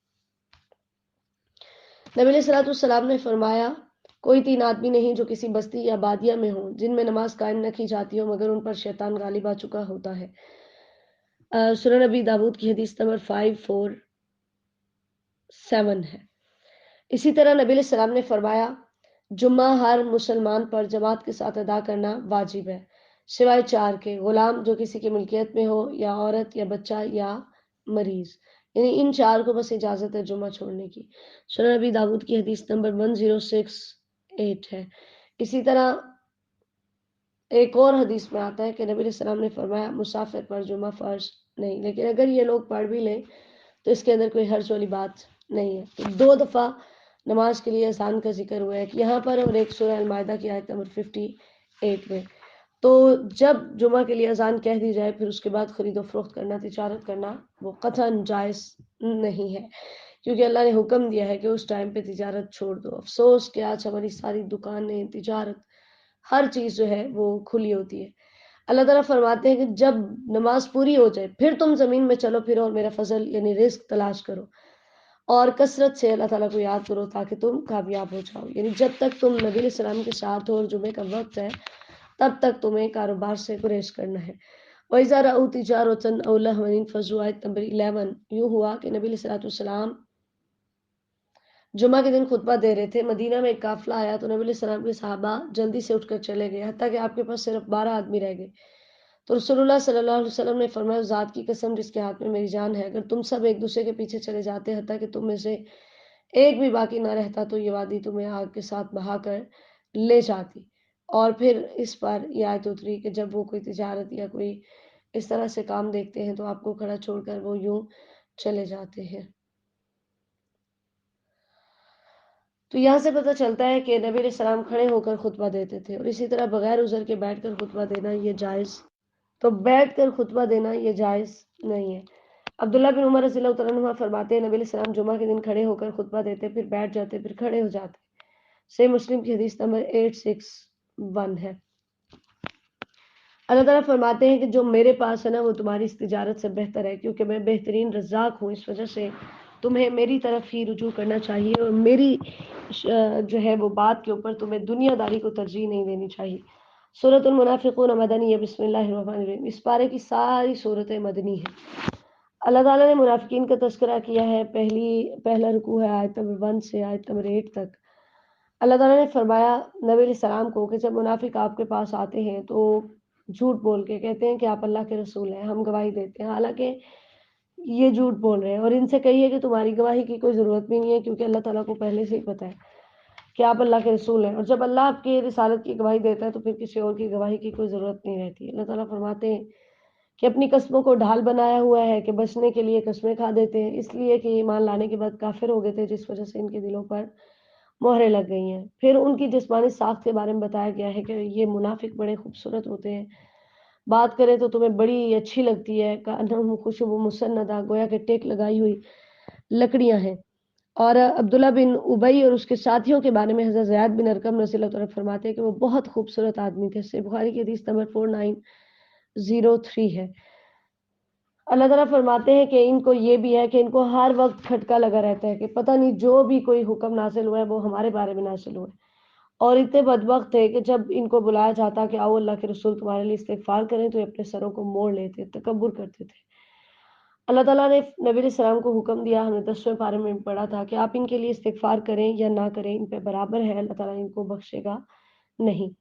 اسی طرح ہم الذین یقولون لا تنفقوا، عبداللہ بن ابی منافق جو ہے اس کے بارے میں حدیث میں آتا ہے کہ حضرت زید بن ارقم رضی اللہ عنہ فرماتے ہیں ہم ایک سفر میں رسول اللہ صلی اللہ علیہ وسلم کے ساتھ تھے، اس سفر میں لوگوں کو بہت سخت حالات کا سامنا کرنا پڑا، تو عبداللہ بن ابی نے اپنے ساتھیوں سے کہا ان لوگوں پر خرچ نہ کرو جو اللہ کے رسول کے پاس ہے، حالانکہ حتیٰ کہ وہ اس کے گرد سے منتشر ہو جائے، اور اس نے کہا اگر ہم مدینہ واپس پہنچے تو جو زیادہ عزت والا ہے وہ ذلیل تر کو اس میں سے ضرور نکال دے گا۔ یہ بات سنی تو زید بن ارقم نے نبی علیہ السلام کو آ کے بتایا، آپ نے عبداللہ بن ابی کو پیغام بھیجا، بلا کے پوچھا، وہ مکر گیا صاف صاف، اس نے کہا میں نے تو یہ بات کہی نہیں۔ لوگوں نے سمجھا کہ زید نے نبی علیہ السلام سے جھوٹ بولا ہے، کہتے ہیں مجھے بڑی تکلیف ہوئی تو اللہ تعالیٰ نے میری تصدیق کے اندر سورہ منافقون نازل کی اور نبی علیہ السلام کو بلایا، کہا کہ ان منافقوں نے آپ سے جھوٹ بولا ہے، لہٰذا آپ ان سے استغفار کیجیے، ٹھیک ہے، ان کے لیے استغفار کیجیے۔ صحیح بخاری کی حدیث نمبر 4903 ہے۔ اسی طرح اس بدبخت نے کہا تھا کہ جب ہم مدینہ جائیں گے تو جو ہم میں سے عزت والا ہے وہ ذلیل تر کو نکال دے گا، تو اللہ تعالیٰ نے فرمایا یہ یعنی خود کو عبداللہ بن ابی عزت والا کہہ رہا تھا اور نعوذ باللہ رسول اللہ صلی اللہ علیہ وسلم کو ذلیل کہہ رہا تھا۔ اللہ تعالیٰ فرماتے اس بدبخت کو یہ جان لینا چاہیے تو اصل تو عزت و ذلت اللہ کے پاس ہے، ٹھیک ہے، اور وہ عزت اللہ کے لیے ہے، رسول کے لیے ہے اور ایمان والوں کے لیے ہے، جبکہ منافقوں کو اس بات کا علم نہیں ہے۔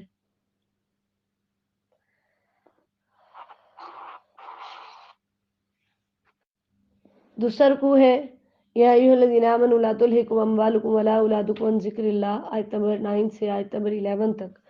اللہ تعالیٰ نے ایمان والوں کو یہاں پر سمجھایا کہ جیسے پیچھے منافقین کا تذکرہ کیا تو تمہارے اندر ایسی خاصیتیں نہیں ہونی چاہیے، اور اللہ تعالیٰ نے ایسی چیزوں کا تذکرہ کیا جو انسان کے لیے فتنہ ہے اور منافقت کا سبب بن سکتی ہیں، وہ ہے مال اور اولاد۔ نبی علیہ السلام نے فرمایا ہر امت کے لیے کوئی نہ کوئی فتنہ ہے اور میری امت کا فتنہ مال ہے۔ مسند احمد کی حدیث نمبر 17471 ہے۔ اسی طرح نبی علیہ السلام حسن و حسین رضی اللہ عنہ کے بارے میں وہ دوڑتے ہوئے آئے نبی علیہ السلام کی طرف، آپ نے انہیں اپنے ساتھ چمٹا لیا اور فرمایا بے شک اولاد بخیل بننے اور بزدل بننے کا باعث ہے۔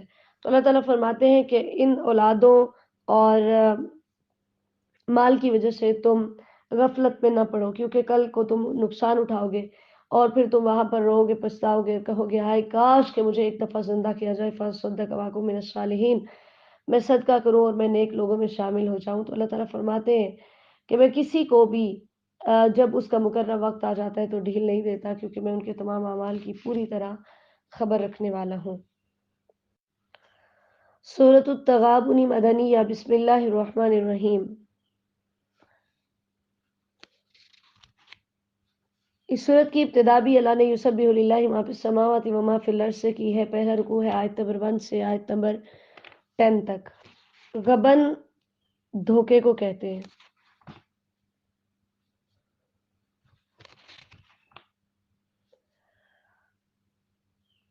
اور غبن کا مطلب ہوتا ہے بیع میں دوسرے کو نقصان پہنچا کر خود فائدہ حاصل کرنا۔ اسی وجہ سے قیامت کو یوم التغابن کہا جاتا ہے، کیونکہ اس دن جنتی جہنمیوں کو نقصان میں رکھ کر خود فائدہ حاصل کریں گے۔ تو اللہ تعالیٰ فرماتے ہیں کہ زمین و آسمان کی ہر چیز اللہ تعالیٰ کی خوبی بیان کرتی ہے، اللہ کی پاکی بیان کرتی ہے، وہی تعریفات کا مستحق ہے، اسی کی بادشاہت ہے، وہ ہر چیز پہ قادر ہے، اسی نے تمہیں پیدا کیا ہے تو تم میں سے کچھ کافر ہو گئے اور کچھ मोमिन हो गए, क्योंकि उसने इंसान को इख्तियार दे दिया और वो तुम्हारे तमाम अमाल को देखने वाला है। उसी ने ज़मीन और आसमान को हक के साथ पैदा किया है, उसी ने तुम्हारी सूरतें बनाई और बड़ी अच्छी सूरतें बनाई। वही ज़मीन और आसमान की हर चीज़ को जानने के साथ साथ तुम्हारी पोशीदा और ज़ाहरी हर चीज़ से वाकिफ़ है, और वही अलीम बिज़ाति सुदूर है। अल्लाह ताला फरमाते हैं कि इनके पास उन काफिरों की खबर नहीं आई, यानी अगर तुम अपने उस खालिक पर ईमान न लाए और उसके साथ कुफर पर डटे रहे जो इन सिफात का मालिक है और जिसकी तरफ तुम्हें वापस जाना है, तो क्या तुम्हारे तक उन लोगों की खबर नहीं पहुंची जिन्होंने इससे पहले अपने खालिक व मालिक के अलावा उसके रसूलों और आखिरत का भी इनकार किया? तो देखो अल्लाह ने कैसे उनको तबाह व बर्बाद कर दिया, उनके लिए दर्दनाक अजाब था, क्योंकि जब भी रसूल उनके पास दलाइल लेकर आते जुटलाने की सिर्फ एक वजह थी, कहते थे अबशर यहदूनना, ये बशर है जो हमारी रहनुमाई करेंगे, यानी बशरियत की वजह से उन्होंने नबियों को झुटला दिया। तो अल्लाह ताला फरमाते हैं कि काफिरों ने ये समझ लिया कि वो मरकर दोबारा नहीं उठेंगे। कुल बला व रब्बी लतुबासुन, कुरान के 3 मकामात में से ये एक है जहां अल्लाह ने कसम के साथ ये बताया कि क़यामत ज़रूर कायम होगी, अल्लाह तुम्हें उठाएगा और वहां पर तुमसे तुम्हारे अमाल का हिसाब लिया जाएगा। इसलिए तुमसे डिमांड है कि तुम अल्लाह पर, उसके रसूल पर और उस नूर पर जो अल्लाह की तरफ से उतरा है, यानी कुरान, उस पे ईमान ले आओ। क्योंकि अल्लाह ताला जब तुम्हें यौम तगाबुन में जमा करेगा तो वहां जिस शख्स के अमाल अच्छे होंगे और वो मोमिन होगा, अल्लाह उसकी बुराइयां दूर करेंगे, उसे जन्नतों में दाखिल करेंगे, और ये असल कामयाबी है। लेकिन जिसने अल्लाह की आयत का इनकार किया होगा, अल्लाह की आयत को झुटलाया होगा, तो वो आग में जाएंगे और उसमें वो हमेशा हमेश रहेंगे। दूसरा रुकू है मा असब अमिन मुसीबत इल्ला बिइज़्निल्लाह, आयत नंबर 11 से आयत नंबर 18 तक।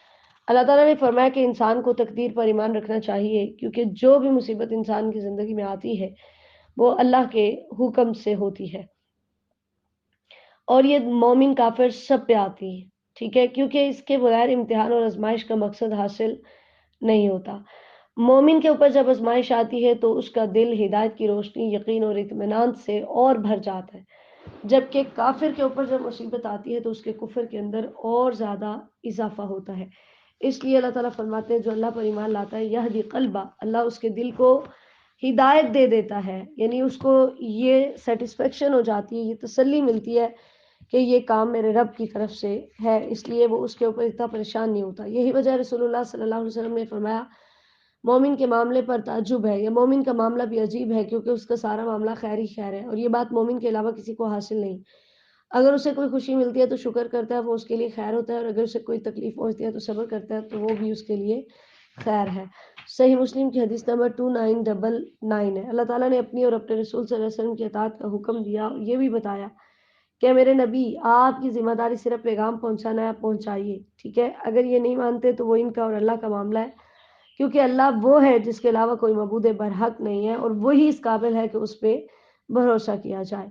फिर अल्लाह ताला ने ईमान वालों को हुक्म दिया है कि तुम्हारी औलादें और तुम्हारी बीवियां कुछ तुम्हारे दुश्मन है, लिहाजा इनसे बचो, यानी सारे नहीं। और ये वो बीवियां और वो औलादें दुश्मन है जो इंसान को अल्लाह की याद से गाफिल करती हैं, ठीक है। तो वो वाली जो है अल्लाह ताला ने फरमाया कि तुम्हें इनसे बचना चाहिए। जैसे हदीस में आता है कि मक्का के कुछ लोग थे जो मुसलमान हो गए और उन्होंने नबी अलैहि सलाम के पास आने का इरादा कर लिया, मगर उन्हें उनकी बीवियों और बच्चों ने नहीं छोड़ा कि वो रसूलुल्लाह सल्लल्लाहु अलैहि वसल्लम के पास आते। फिर जब वो रसूलुल्लाह सल्लल्लाहु अलैहि वसल्लम के पास आए तो उन्होंने दूसरे लोगों को देखा, वो दीन की समझ हासिल कर चुके थे, तो उन्होंने इरादा किया अपने बीवी बच्चों को सजा दें। तो अल्लाह ने यह आयत नाजिल की, जामे तिर्मिज़ी की हदीस नंबर 3317 है। अल्लाह ने फरमाया जितनी तुम्हारे अंदर ताकत है ना, तुम उतना तकवा इख्तियार करो, मुझसे डरो, और यही एक बुनियादी हथियार है जिसके जरिए से तुम माल और औलाद के फितने से बच सकते हो, ठीक है। और फिर इसके साथ ही अल्लाह ने फरमाया कि अगर तुम मुझे कर्ज हसना दोगे तो मैं बढ़ा चढ़ा कर तुम्हें दूंगा, मैं फिर लक, और बदले में तुम्हारे गुनाहों को भी बख्श दूंगा, यानी सिर्फ जो है वो तुम्हारे माल में इजाफा नहीं करूंगा, बल्कि तुम्हारे गुनाह भी बख्शूंगा। इसी वजह से हज़रत अबू ज़र रज़ियल्लाहु अन्हु फरमाते हैं मैं रसूलुल्लाह सल्लल्लाहु अलैहि वसल्लम के पास आया, आप उस वक्त काबा के साए में थे और फरमा रहे थे वही सबसे ज़्यादा खसारा पाने वाले हैं, रब काबा की कसम, वही सबसे ज़्यादा खसारा पाने वाले हैं, रब काबा की कसम। मैंने कहा मेरा क्या मामला है, कि मुझ में कोई खसारे वाली चीज़ दिखाई दे रही है, मेरा क्या मामला है? खैर मैं आपके पास बैठ गया और आप यही फरमाते रहे, मुझ में खामोश रहने की सकत न रही। अल्लाह को जो मंजूर था तो मैं, यानी वो मुझ पे बेचैनी तारी हो गई। तो मैंने पूछा वो कौन है या रसूल अल्लाह? मेरे माँ बाप आप पे कुर्बान। आपने फरमाया وہ لوگ جو بہت زیادہ مال والے ہیں، سوائے اس کے جو اس طرح اور اس طرح اور اس طرح خرچ کریں، یعنی جو مال سنبھال کر رکھتے ہیں وہ نقصان اٹھانے والے ہیں، کیونکہ جو نفس کی بخیلی سے بچا لیا جائے اصل میں وہی کامیاب ہے۔ اللہ تعالیٰ فرماتے ہیں اگر مجھے قرض حسنہ دو گے تو بڑھا چڑھا کر عطا کروں گا اور بدلے میں تمہارے گناہ بھی بخشوں گا، واللہ شکور حلیم، کیونکہ اللہ قدردان ہے اور بڑا ہی تحمل والا ہے، جو غیب اور حاضر کی ہر چیز سے واقف ہے اور العزیز الحکیم کی شان والا ہے کہ وہ سب پہ غالب اور کمال حکمت والا ہے۔ سورۃ الطلاق مدنیہ، بسم اللہ الرحمن الرحیم، پہلا رکوع ہے آیت نمبر 1 سے آیت نمبر 7 تک۔ یا ایھا النبی اذا طلقتم النساء،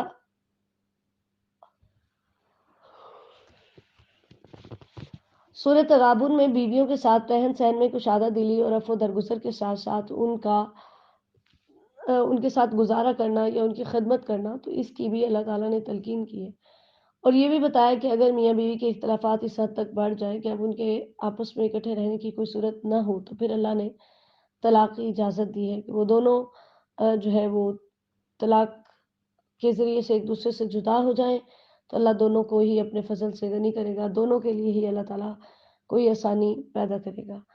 تو اللہ تعالیٰ نے یہاں پر تذکرہ کیا کہ میرے نبی اگر آپ اپنی عورتوں کو طلاق دیں تو ان کی عدت شمار کیجیے، ٹھیک ہے، یعنی عدت لازمی طور پہ شمار کرنی ہے، جیسے نبی علیہ السلام نے حضرت حفصہ رضی اللہ تعالیٰ عنہ کو طلاق دی تھی پھر ان سے رجوع کر لیا تھا۔ سنن نبی داؤد کی حدیث نمبر 2283 ہے۔ اور پھر اسی طرح یعنی یہ بتایا کہ جب بھی تم عورتوں کو طلاق دینا چاہو تو یہ نہیں کہ جب چاہو طلاق دے دو اور اس کی عدت کو شمار نہ کرو، بلکہ اس طہر کے اندر اپنی بیوی کو طلاق دو جس میں تم نے اس کے ساتھ جسمانی تعلق قائم نہ کیا ہو۔ اب اگر کسی ناپاکی کی حالت میں یعنی حیض کی حالت میں اگر طلاق دیں تو طلاق واقع ہو جاتی ہے، لیکن یہ سنت طریقہ نہیں ہے۔ پھر اسی طرح اللہ تعالیٰ نے جو ہے وہ حکم دیا کہ اگر عورتیں اعلانیہ بے حیائی کا ارتکاب کریں تو پھر ان کو گھروں سے نکالنا چاہیے، وگرنہ نہیں، کیونکہ اللہ تدری لعل اللہ یحدث بعد ذلک امرا، کہ عورت کو عدت اپنے شوہر کے گھر میں ہی گزارنی چاہیے طلاق کے بعد، کہ ہو سکتا ہے کہ اللہ تعالیٰ صلح کی کوئی راہ نکال دے۔ حضرت فاطمہ بنت قیس رضی اللہ تعالیٰ فرماتی ہیں نبی علیہ السلام کے زمانے میں میرے خاوند نے مجھے طلاق دے دی اور معمولی خرچہ دیا، جب انہوں نے یہ دیکھا تو کہا اللہ کی قسم میں یہ بات نبی علیہ السلام کے علم میں لاؤں گی، پھر اگر میرے لیے خرچہ ہوا تو اتنا لوں گی جو میری حالت درست کر سکے، اور اگر میرے لیے خرچہ نہ ہوا تو میں اس سے کچھ بھی نہیں لوں گی۔ کہتی ہے میں نے نبی علیہ السلام سے بات ذکر کی، آپ نے فرمایا تیرے لیے نہ خرچہ ہے نہ رہائش، کیونکہ ان کو تیسری طلاق ہوئی تھی۔ صحیح مسلم کی حدیث نمبر 1480 ہے۔ تو جس عورت کو تیسری طلاق ہو جائے اس کا کوئی خرچہ وغیرہ شوہر کے ذمہ نہیں ہوتا، تو جس کا خرچہ وغیرہ شوہر کے ذمہ اس سے مراد 2 رجعی طلاق ہے، ٹھیک ہے۔ اللہ تعالیٰ نے فرمایا کہ جب وہ اپنی عدت کو پورا کر لیں، عدت کو پورا کرنے کے قریب ہوں تو پھر یا تم اچھے طریقے سے رخصت کر دو اور یا پھر تم ان کو جدا کر دو اور اس کے اوپر گواہ بھی بناؤ، ٹھیک ہے۔ جو تقوی اختیار کرے گا اللہ اس کے لیے نکلنے کی راہیں، تنگی سے نکلنے کی راہیں آسان کرے گا۔ تقوی کے فوائد ہیں اور بہت ہی اہم ہے کہ اللہ اس کے لیے سب سے پہلی بات تک اللہ اس کے لیے نکلنے کی راہیں آسان کرے گا۔ نمبر 2 اللہ اسے وہاں سے رزق دے گا جہاں سے اسے گمان بھی نہیں ہوگا۔ نمبر 3 وہ سن لے کہ جو اللہ پر بھروسہ کرتا ہے اللہ اسے کافی ہو جاتا ہے، ٹھیک ہے۔ پھر اس عورت کی عدت کے بارے میں ہے کہ جو حیض سے مایوس ہو جائے، چاہے اسے حیض ابھی آیا ہی نہ ہو، چھوٹی بچی ہو یا عمر رسیدہ ہو کہ اس کا حیض آنا بند ہو گیا، تو اللہ تعالیٰ فرماتے ہیں اگر ان کے بارے میں شک ہے تو ایسی عورت کی عدت بھی 3 مہینے ہوگی۔ لیکن وہ عورتیں جو حاملہ ہیں تو ان کی عدت وضع حمل ہے، یعنی جب بچہ جنم دیا تو فوراً سے ان کی عدت ختم ہو جائے گی۔ اللہ تعالیٰ فرماتے ہیں جو تقوی اختیار کرتا ہے میں اس کے کام میں آسانی پیدا کرتا ہوں۔ اسی طرح تقوی کا ایک اور فائدہ بتایا گیا کہ جو تقوی اختیار کرتا ہے اللہ اسے گناہوں کو دور کر دیتا ہے، وَيُعْظِمْ لَهُ أَجْرًا، اور اس کو اللہ تعالیٰ بڑھا چڑھا کر اجر عطا کرتا ہے۔ أَسْكِنُوهُنَّ مِنْ حَيْثُ سَكَنْتُم مِّن وُجْدِكُمْ وَلَا تُضَارُوهُنَّ لِتُضَيِّقُوا عَلَيْهِنَّ۔ اللہ تعالیٰ نے پھر عورت کے ساتھ حسن سلوک کا حکم دیا ہے کہ جہاں تم خود رہتے ہو، یعنی جیسا تمہارا اپنا گھر ہے ویسی اس عورت کو بھی رہائش فراہم کرو، اس کے اوپر تنگی نہ کرو، ٹھیک ہے۔ یعنی جب تک اس عورت کی عدت پوری نہیں ہوتی تو انہیں ان کے گھروں سے نہ نکالو، کہ اگر ان کے خرچے میں آپ کمی کرتے بھی ہو تو اس طرح نہیں کہ اس عورت کو نقصان ہو۔ پھر اسی طرح اللہ تعالیٰ نے بتایا کہ اگر ایسی عورت جو حاملہ ہے تو اگر اس کو طلاق ہو جاتی ہے تو اس کی عدت وضع حمل ہے، چاہے وہ طلاق سے اگلے ہی دن بچے کو جنم دے تو اس کی عدت ختم ہو جائے گی۔ اللہ تعالیٰ نے فرمایا کہ جو وسعت والا ہے وہ اپنی وسعت کے مطابق اپنی بیوی پہ خرچ کرے، اور جو غریب ہے وہ اپنی وسعت کے مطابق بیوی پہ خرچ کرے۔ لا یکلف اللہ نفسا الا ما آتاہا، کیونکہ اللہ تعالیٰ کسی پر بھی اس کی طاقت سے زیادہ بوجھ نہیں ڈالتے۔ سیجعل اللہ بعد عسر یسرا، یہاں پر اللہ نے وعدہ کیا ہے کہ ایسا شخص جو تنگ دست ہے اللہ اس کے لیے آسانی پیدا کرے گا۔ دوسرا رکوع ہے وَكَأَيٍّ مِّن قَرْيَةٍ أَتَتْ عَنْ أَمْرِ رَبِّهَا، آیت نمبر 8 سے آیت نمبر 12 تک۔ اللہ تعالیٰ نے پھر یہاں پر ایک یعنی طلاق کے احکامات بیان کرنے کے بعد پچھلی بستیوں کا ذکر کیا کہ جب انہوں نے اپنے رسولوں کے احکامات کی نافرمانی کی، سرکشی کی، تو اللہ تعالیٰ فرماتے ہیں ہم نے ان کا سخت حساب لیا اور ان کو ایک اجنبی عذاب کے اندر، ایک سخت عذاب کے اندر مبتلا کیا، پھر انہوں نے اپنے کام کا وبال چکھا۔ تو یاد رکھو اے عقل والو، ہم نے دردناک عذاب تیار کیا ہوا ہے جو بھی اللہ کی نافرمانی کرے گا، لیکن جو ایمان والے ہیں وہی عقلوں والے ہیں کہ ہم نے تمہاری طرف ایک ذکر اتارا ہے جو اللہ کا رسول پڑھ کے تمہیں سناتا ہے، اس لیے تمہیں چاہیے کہ تم اس رسول کی تعلیمات پر عمل کرو۔ اللہ تعالیٰ نے یہ ذکر تمہاری طرف بھیجا ہے جس کا مقصد یہ ہے کہ یہ تمہیں اندھیروں سے نکالے اور ایمان کی راہوں پہ گامزن کرے۔ تو جو بھی اس کے مطابق ایمان لائے گا اور اعمال صالحہ کرے گا، اللہ اسے جنتوں میں داخل کرے گا جس کے اندر وہ ہمیشہ رہے گا۔ قد احسن اللہ لہ رزقا، کہ اللہ نے اس کے لیے اچھا رزق بنایا ہے۔ پھر اللہ تعالیٰ فرماتے ہیں میں نے 7 آسمان بنائے ہیں اور اسی جیسی 7 زمینیں بھی۔ نبی صلی اللہ علیہ وسلم نے فرمایا جو شخص زمین میں سے کچھ بھی اس کے حق کے بغیر لے گا اسے قیامت کے دن 7 زمینوں تک دنسایا جائے گا۔ صحیح بخاری کی حدیث نمبر 2454 ہے۔ اللہ تعالیٰ فرماتے ہیں کہ تمہیں یہ جان لینا چاہیے کہ زمین و آسمان میں فیصلہ بھی میرا ہی چلتا ہے اور میں ہر چیز پہ قادر ہوں۔ وَأَنَّ اللَّهَ قَدْ أَحَاطَ بِكُلِّ شَيْءٍ عِلْمًا، اور اللہ نے ہر چیز کو گھیر رکھا ہے اپنے علم کے ذریعے سے۔ سورۃ التحریم مدنیہ، بسم اللہ الرحمن الرحیم۔ یا ایھا النبی لما تحرم ما احل اللہ لک، پہلا رکوع ہے آیت نمبر 1 سے آیت نمبر 7 تک۔ اس کے شان نزول کے بارے میں حدیث میں آتا ہے رسول اللہ صلی اللہ علیہ وسلم حضرت زینب بنت جہش رضی اللہ تعالیٰ عنہ کے پاس شہد پیا کرتے تھے اور ان کے پاس ٹھہر جاتے تھے۔ تو حضرت عائشہ رضی اللہ تعالیٰ عنہ اور حضرت حفصہ رضی اللہ تعالیٰ عنہ نے آپس میں اس بات پر اتفاق کیا کہ آپ صلی اللہ علیہ وسلم ہم میں سے جس کے پاس بھی آئیں وہ آپ سے یہ کہے کہ آپ نے مغافیر کھائی ہے، کیونکہ مجھے آپ سے مغافیر کی بو آ رہی ہے۔ تو جب نبی علیہ السلام آئے اور یہ بات کہی گئی، آپ نے فرمایا نہیں، لیکن میں زینب بنت جہش کے پاس شہد پیا کرتا تھا، دوبارہ کبھی نہیں پیوں گا، کیونکہ آپ کے پاس فرشتے نے آنا ہوتا تھا، آپ اسمیل کو بالکل بھی پسند نہیں کرتے تھے۔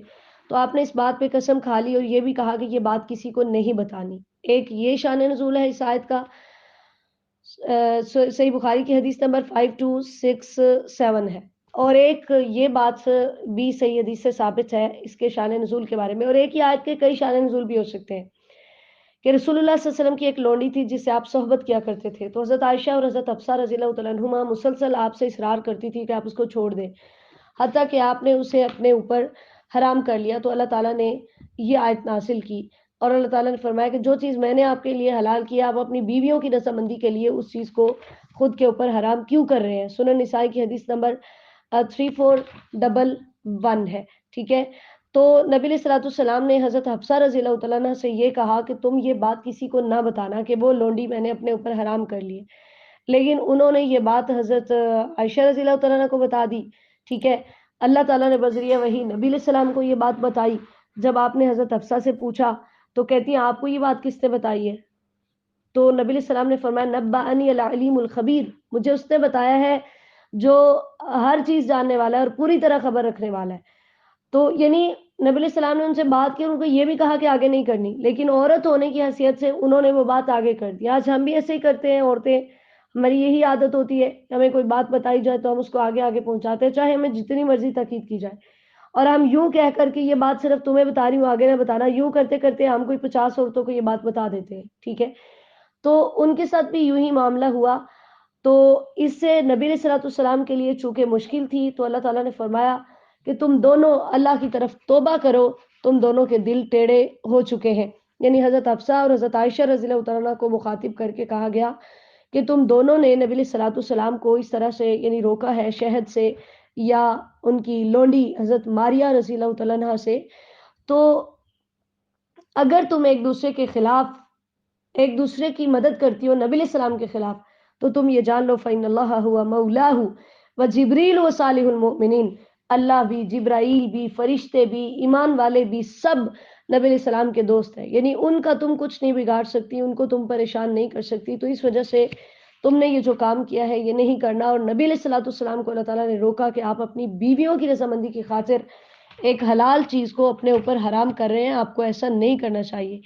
اسی وجہ سے نبی علیہ السلام نے فرمایا، اور اللہ کی قسم، میں اگر اللہ نے چاہا تو کسی بھی بات پر قسم کھاؤں گا، پھر اس کے خلاف کو اس سے بہتر دیکھوں گا تو اپنی قسم کا کفارہ دوں گا اور وہ کام کروں گا جو بہتر ہے. صحیح بخاری کی حدیث نمبر 6623 ہے. اللہ تعالیٰ نے پھر نبی علیہ السلام کی بیویوں کو ڈرایا، حضرت عائشہ رضی اللہ تعالیٰ عنہا کو اور حضرت حفصہ کو اور باقیوں کو بھی، ٹھیک ہے، کہ جب انہوں نے نبی علیہ السلام سے خرچے میں اضافے کا مطالبہ کیا اور آپ صلی اللہ علیہ وسلم بہت زیادہ پریشان ہوئے اور آپ نے یہ قسم کھا لی کہ میں 1 مہینے تک ان کے پاس نہیں جاؤں گا، ہم نے جیسے 22ویں پارے میں پڑھا بھی ہے. تو نبی علیہ السلام کو اللہ تعالیٰ نے بیویوں کو یہ کہا کہ اگر تم یوں ہی تنگ کرو گی تو پھر میرے نبی تمہیں طلاق دے کر تمہارے بدلے میں ایسی عورتیں لے آئیں گے جو فرما بردار ہوں گی، جو مومنہ ہوں گی، مسلمان ہوں گی، جو توبہ کرنے والی ہوں گی، عبادت کرنے والی ہوں گی، اور جو اللہ تعالیٰ کے راستے میں روزہ رکھنے والیاں ہوں گی، سیبات وابکارہ، وہ کنواریاں بھی ہو سکتی ہیں اور وہ شادی شدہ بھی ہو سکتی ہیں. لیکن ان عورتوں نے جب اللہ اور اس کے رسول صلی اللہ علیہ وسلم کی محبت کو ترجیح دی تو پھر اللہ تعالیٰ نے ان کو ریوارڈ دیا تھا. ہم نے 22ویں پارے میں پڑھا کہ آپ نے کسی اور سے اب نکاح نہیں کرنا. تو اسی وجہ سے رسول اللہ صلی اللہ علیہ وسلم نے فرمایا کہ عورت سے 4 چیزوں کی وجہ سے نکاح کیا جاتا ہے: اس کے مال کی وجہ سے، اس کے حسب کی وجہ سے، اور اس کے جمال کی وجہ سے، اور اس کے دین کی وجہ سے. تو دین والی عورت کے ساتھ نکاح میں کامیابی حاصل کر تیرے ہاتھ خاک آلود ہو. صحیح بخاری کی حدیث نمبر 5090 ہے. لیکن ہمارا کیا رویہ، دین سب سے آخر میں ہم دیکھتے ہیں، باقی ساری چیزیں ہم پہلے دیکھتے ہیں نکاح کے موقع پر. اللہ تعالیٰ نے یا ایھا الذین آمنوا قوا انفسکم واہلیکم نارا، بڑی اہم آیت ہے. اللہ تعالیٰ نے فرمایا کہ خود کو بھی آگ سے بچاؤ اور اپنے گھر والوں کو بھی آگ سے بچاؤ جس کا ایندھن لوگ اور پتھر ہوں گے. اور اس کے اوپر جو فرشتے ہیں وہ ذرا بھی رحم نہیں کرتے، بڑے سخت دل ہیں، وہ اللہ کے حکم کی ایک لمحہ بھی نافرمانی نہیں کرتے، جو انہیں کہا جاتا ہے وہ کرتے ہیں. ٹھیک ہے، تو اسی لیے رسول اللہ صلی اللہ علیہ وسلم نے فرمایا تم میں سے ہر کوئی ذمہ دار ہے اور ہر کسی سے اس کی رعیت کے بارے میں سوال کیا جائے گا. تو ہم یوں کہیں کہ میں تو نیکی کر رہی ہوں چاہے میرے گھر والے کر رہے ہیں یا نہیں کر رہے، تو یہ چیز درست نہیں ہے. ہمیں حساب دینا ہے اللہ کو. اسی وجہ سے رسول اللہ صلی اللہ علیہ وسلم نے فرمایا اپنے بچوں کو نماز کا حکم دو جب وہ 7 برس کے ہوں، اور اس پر انہیں مارو جب وہ 10 برس کے ہوں، اور انہیں بستروں میں ایک دوسرے سے الگ کر دو. سنن نبی داؤد کی حدیث نمبر 495 ہے. اللہ تعالیٰ نے بتایا کہ کافر روز قیامت عذر پیش کریں گے، لیکن وہاں پر ہر کسی کو اس کے عمل کا بدلہ ملے گا اور وہاں کوئی عذر قبول نہیں ہوگا. یا ایھا الذین آمنوا توبوا الی اللہ توبۃ نصوحا، آیت نمبر 8 سے آیت نمبر 12 تک دوسرا رکوع ہے. ایمان والوں کو اللہ تعالیٰ نے خالص توبہ کرنے کا حکم دیا، اور نصوحہ سے مراد وہ چیز جو خالص ہے، اس کے اندر کوئی کھوٹ نہ ہو. یعنی تم توبۃ نصوحہ کی پہلی شرط یہ ہے کہ انسان اللہ کے خوف کی وجہ سے گناہ پر نادم ہو، کسی دنیاوی نقصان کی وجہ سے نہیں. ٹھیک ہے، کیونکہ نبی اکرم صلی اللہ علیہ وسلم نے فرمایا ندامت توبہ ہے. اگر آپ کو پچھتاوا ہو گیا ہے، شرمندگی ہو گئی ہے، تو یہی توبہ ہے. دوسری شرط یہ ہے کہ انسان اس گناہ کو فوراً چھوڑ دے، اور تیسری شرط یہ ہے کہ آئندہ اس گناہ کو نہ کرنے کا پختہ ارادہ کرے.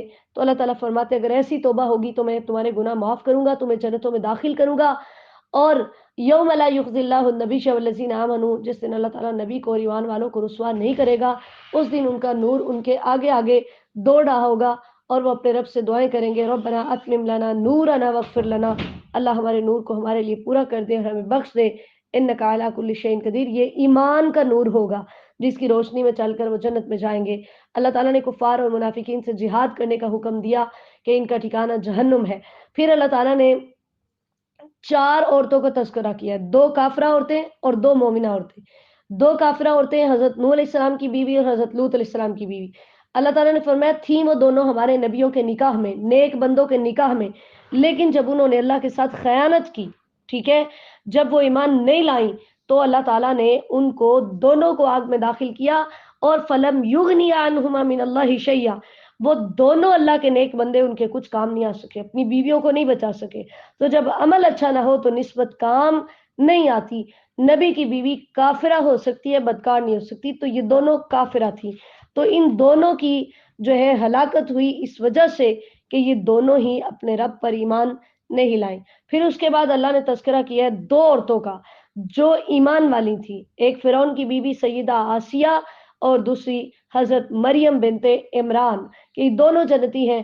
فرعون کی بیوی نے اللہ سے دعا کی تھی کہ یا اللہ رب ابن لی عندک بیتا فی الجنہ، اللہ جنت میں میرے لیے ایک گھر بنا دے، ونجنی من فرعون وعملہ، اے اللہ مجھے فرعون اور اس کے کام سے نجات دے، ونجنی من القوم الظالمین، اور اے اللہ مجھے ظالموں کی قوم سے نجات دے۔ اللہ تعالیٰ ہمارے فوت شدگان کی مغفرت فرمائے۔ میری دادی اماں اللہ تعالیٰ ان کو جنت الفردوس میں اعلیٰ مقام دے۔ وہ یہ آیت اکثر سنایا کرتی تھی۔ آج لوگوں کے ساتھ اچھی باتیں شیئر کیجئے تاکہ کل ہمارے مرنے کے بعد کوئی ہمارے بارے میں یہ گواہی دے کہ اللہ فلاں نے میرے ساتھ یہ بات کی تھی اور ہمارے درجات کی بلندی کا سبب بن سکے۔ تو اس وجہ سے جو ہے انہوں نے اللہ تعالیٰ سے سوال کیا کہ یا اللہ اپنے پاس جنت میں میرے لیے ایک گھر بنا۔ تو اسی وجہ سے رسول اللہ صلی اللہ علیہ وسلم نے فرمایا مردوں میں بہت سے کامل ہوئے مگر عورتوں میں آسیہ زوجہ فرعون مریم بنت عمران کے علاوہ کوئی کامل نہیں ہوئی۔ اور عائشہ رضی اللہ تعالیٰ عنہ کی فضیلت عورتوں پر ایسے ہے جیسے سرید کی فضیلت تمام کھانوں پر، کہ مریم نے اپنی عزت کی حفاظت کی تھی۔ اللہ تعالیٰ فرماتے ہیں ہم نے اپنی اس میں روح پھونکی اور اس نے اپنے رب کے کلمات کی تصدیق کی، اس کی کتابوں کی تصدیق کی، وکانت من القانتین، اور وہ فرما برداروں میں سے تھی۔ اللہ تعالیٰ ہمیں بھی ان کے اسوہ پر چلنے کی توفیق عطا فرمائے۔ اللہ تعالیٰ ہمارے صغیرہ و کبیرہ گناہ معاف فرمائے، ہماری نیک حاجات کو پورا فرمائے، ہمیں دنیا و آخرت میں کامیاب و کامران فرمائے، ہم سب سے راضی ہو جائے، ہماری مدد فرمائے۔ یا الہی ہمارے والدین کو سب کے والدین کو صحت والی ایمان والی زندگی عطا فرمائیے۔ مولا کریم سب کے والدین کو اور میرے والدین کو بھی صحت والی ایمان والی زندگی عطا فرمائیے، ان کی بیماریاں دور فرمائیے، ان کی پریشانیاں دور فرمائیے، اللہ انہیں رزق میں وسعت عطا فرمائیے۔ مولا کریم ان کے قرض ادا فرمائیے۔ یا اللہ ہمارا خاتمہ بالایمان فرمائیے، بے اولادوں کو نیک اولاد عطا فرمائیے۔ اللہ ہم سب سے راضی ہو جائیے، ہماری مدد فرمائیے، ہمیں اپنے مقربین میں شامل فرمائیے۔ اللہم صلی وسلم علی نبینا محمد صلی اللہ علیہ وسلم۔ سبحانک اللہم و بحمدک، نشہد ان لا الہ الا انت، نستغفرک و نتوب الیک۔ السلام علیکم ورحمۃ اللہ وبرکاتہ۔